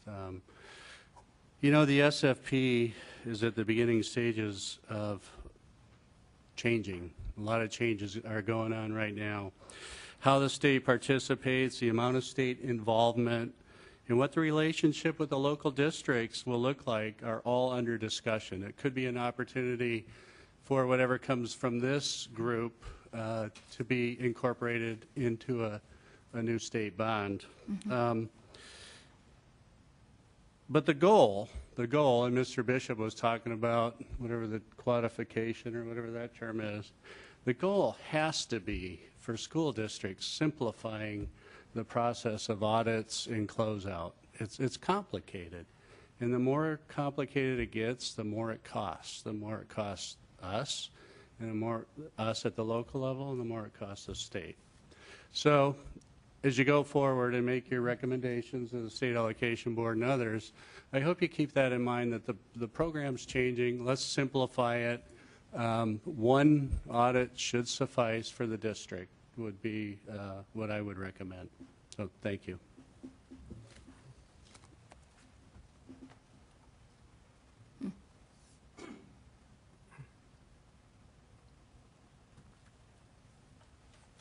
Good morning. My name is Janet Dixon. I'm with Riverside Unified School District, and we do have a Prop 39 audit, unlike Santa Ana. I really appreciate the committee looking at ways that we can use processes that districts are already familiar with and to consolidate those so that we're not adding yet a completely separate audit onto the many audits, the quadrification, quintrification, whatever it ends up being, that we're already doing. And in Prop 39, of course, many of the projects are the same projects. You know, we've got projects that use a combination of bond money, local bond money, and state bond money. But there are many projects that are different as well. So there's obviously some issues to be worked out with how those would be blended. I don't really understand what the additional scope of the OPSC audit would be on top of that, and it sounds like that needs to be defined a little bit better. But what does seem clear is that there would be additional cost involved no matter which of these processes are adopted. And I'd like to encourage you, it wasn't really clear to me as to when these would go into effect, but I would encourage looking forward to a new program. The current program is winding down. There is the issue of additional cost. The way dollars are coming out of the state program now, because they're being stretched out to match when bond sales take place, oftentimes you are reimbursing a project that's already been completed, and to go back and to add an additional cost at that point can be very problematic for a district and for the state after you've received your full and final funding to help us with that cost in any way. So I would encourage the committee to recommend that anything that you do develop from this is something that is prospective, looking forward to a new state bond, a new program, and implementing it at that point. Thank you. We don't know our timeline either. We thought we were done a year ago, so. Thank you, Janet. I think that one's out of our hands, but I understand what you're saying, Janet, and I think in the discussions for a new program, it is appropriate to include this component in that discussion, where we usually don't deal with audit or how we're going to do closeouts until on down the line. We really need to think of it as part of the legislation if they do change the program. That's a great point. Thank you. So, some closing comments, or does anyone? Yeah, Shiloh? Yeah. Can I summarize where I think I'm Okay. at? Hopefully we're all there. It sounds to me, and I know we were asked to come back and discuss the option of going the Prop 39 route for an OPSC audit. And after our discussion, it seems to me that there's a lot of change required, a lot of things we don't have defined as part of that, just a lot of details not worked out. And if we can work out those details, it's going to require more time, more change. And when we're talking about efficiencies and we're talking about trying to improve process, it just makes more logical sense to me that we would use a route that already exists. And I'm more in favor of continuing down, exploring the path of the K-12 audit guide as a means of incorporating any sort of OPSC Fund 35 auditing. It's a defined process. It's part of the district's current audit. It has oversight. Prop 39 doesn't have the oversight that OPSC would be looking for, so that would have to change. So there's just, it seems to me there's a lot more change that would have to occur to go the Prop 39 route than to go the K-12 audit guide route, and probably more cost involved. So That's my summary of it, and I don't know if that's what the State Allocation Board Audit Subcommittee wants, but they asked us to explore it, and that's how I come away. Thank you. This might be more for humor than anything else. It's kind of funny, Shiloh, to hear you say that, because I totally get where you're coming from.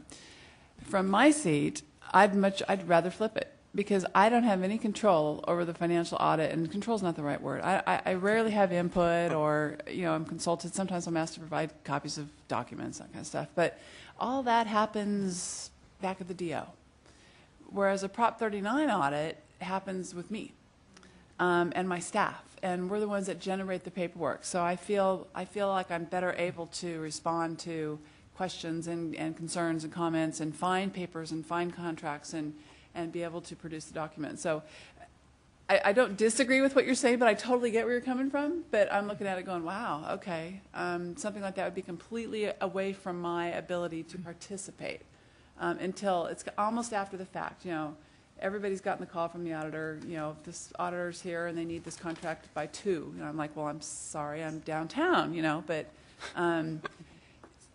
so that's just my perspective from a facilities seat. It would be much easier for me to generate all the stuff that I think would go into a Prop 39 audit. So just to my So the facilities perspective is what you're saying. Yeah, because you're in the entrance interview of the performance audit. You set the timing of the interviews and participation, and that typically doesn't occur with the facility office. It occurs with the CBO, and in some districts, many districts, those are separate offices. Is that what you're saying? Yeah. Okay. But it seems that, the district is the one having the audit, and they could include the facility people as part of that process too, right? Well, they should, but they rarely do. I mean, they should. Yeah. They should. Yeah, could, They should. should. But they should. And if something is wrong, then they do. But I go back to my earlier comment on my bond oversight committee wants a different auditor. So, throw that one up for discussion. Then it would be a completely different I think that is issue. a common occurrence where districts would want a separate auditor for their performance audit and their district audit. Separate set of eyes. Why is that? Well, what was shared with me with my current oversight committee is that, the district gets to hire the district's auditor, and they think there might be a little bit of Cozy. Cozy's a good word. Coziness in terms of, and while you're doing the audit for the K-12 financials, go ahead and do this little bond oversight thing, So it becomes an after-the-fact kind of thing. It's a very static document. There's not a lot of two-way. There's not a lot of input from anybody, including the bond oversight committee, in terms of that. So I think, and whether that's happened in my district, I haven't been there long enough to really know that, but I can see that easily happening. I think, we had talked minimally about district choice before, and I think with the advent of a well-defined document from OPSC about what would constitute compliance and what should auditors be looking for, I have much more comfort in giving it district choice. I think that has an effect. From the CBO seat, I would always prefer to be in an environment where I had a way to keep people competitive in their pricing for me. I want a good job done, but I also want options. If I can go a couple of directions, it gives me the ability not to be saddled with a fee that I might not think is appropriate because I have choice. Now, whenever you have freedom of choice, you have freedom of abuse. I realize that, but that's where there are a lot of mechanisms to keep CBOs accountable to their board and their public. But I tend to fall in the district choice category, but that significantly hinges on someone needs to define what program compliance looks like and how can we audit it it is what we have struggled with to date with the OPSC audits, because we didn't, it goes back to the conversation first day of this committee. If I don't know what an A looks like, how do you expect me to get an A? And don't give me a D if I couldn't have known how to get an A. And it comes back to that. You have to define it for people. And I can tell you my experience with school districts is that most of them are overachievers and they always want to get the A. So they work very hard at following the rules and complying with things, and are very, very frustrated when there's no way to get there. And the industry of school districts talking to each other, organizations like CASH and CASBO work very hard to define for people good process to achieve objectives. But it's so essential to have the objectives well defined. So I come back to, I think, a point of saying this would be great to give districts the choice between the two, provided there's good audit document for the program. I think if you did that, you would still ultimately have to result in what is the final product then, because I don't think you want disparity in the final product. And so if you're talking about district choice, I think all you're really doing is giving the district the choice of, if what you're saying, oh, included in my bond audit, then they're just merging, looking at the documents, but that doesn't minimize or create any efficiencies, because they're still going to have to issue a separate report on that unless we find a way of making it work with the Prop 39, which I can't envision that from, you know, what requirements would be created that would allow for two separate requirements to merge into one issued report. I don't see that. And I think the K-12 audit guide might provide a little more consistency in the final report that is issued and then policed. I think that given a good audit guide, I think districts will find the most efficient way for them and their staffing organization. So what may be most efficient in Kathy's district may be very different from what's most efficient in a school district where the CPO is the facilities department, CBO is the facilities department, and all embodied in one person. And there are many districts that are small, and that is the case, and they rarely do a project. So the right, most efficient answer may be very different in different scenarios. Oh, and I would agree with that, and I think that that would be how you would organize and do the test work. So I'm referring more to what is the deliverable in the end, right, and that being the document that would lack consistency if you didn't say this is what we want, a yellow book opinion.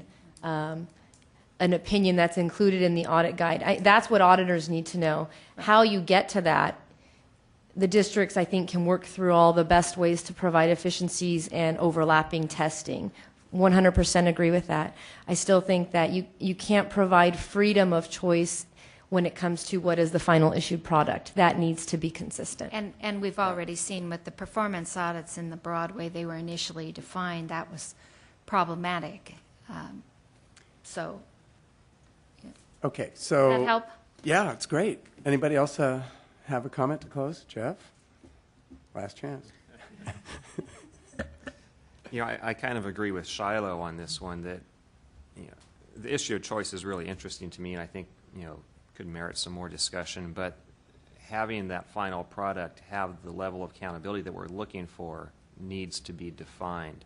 So if it's defined, you know, hey, we need a yellow book opinion, and then Kathy says, okay, I've got a Prop 39 auditor and I've got a different financial auditor, they can look and see which one can give them the best price or be most efficient, or maybe they're willing to pay more to have one auditor do it or the other, but it would be the district choice. But again, you know, I really think that defining what the end game is, what the end result is that we're looking for, is important. Yeah, and I totally agree. So what I'd like to ask the working group is, would you be willing to come back for one more meeting? I know, I'm sorry. But because what I think that we owe the board and the audit subcommittee is a report out and so the work that Mr. Asbell and myself have to do to to do one more look at this and then come back to you and have a try and get a closure on the discussion. It sounds like we need to take some of the things we've heard today about defining the process and the scope and the choice idea, and look at what are, because Shiloh, I totally agree with what you said. Lots of change I wrote down. Lots of changes required. Lots of details to be worked out. So maybe we owe the board a look at a kind of matrix format, Rick. I'm just thinking out loud here, of what do we see as issues and details that would need to get worked out if we were to try and incorporate SFP audits in Prop 39, if we were to go forward with a choice model where there was an audit guide used, or how do you create the audit guide within the Prop 39 context? So I think we have I can't summarize everything right now, but I think we have some work to do on a staff level to put together a matrix or a summary of some of the issues that would need to get worked out going forward. And then would you guys be willing to do one more meeting where we could discuss that? And then, I know we're imposing on you a lot, but discuss that and maybe then get a recommendation that goes forward to the audit subcommittee. And while we kind of polled the representative people here, we didn't ask each of you agency reps if you had a oh horrors no kind of reaction. So be sure that as we convene again, then if you have any cautions on the direction we seem to be headed, that you would please bring that to the next meeting. Yes, definitely. And I want to thank, on behalf of the board, I want to really thank the expert panel and Marilyn. Yes, that was very helpful. And all of you. It was great to get the background and the perspective and from each of you, and it's really helpful for the board as we wrestle with the accountability issues going forward on our program. Thank you very much.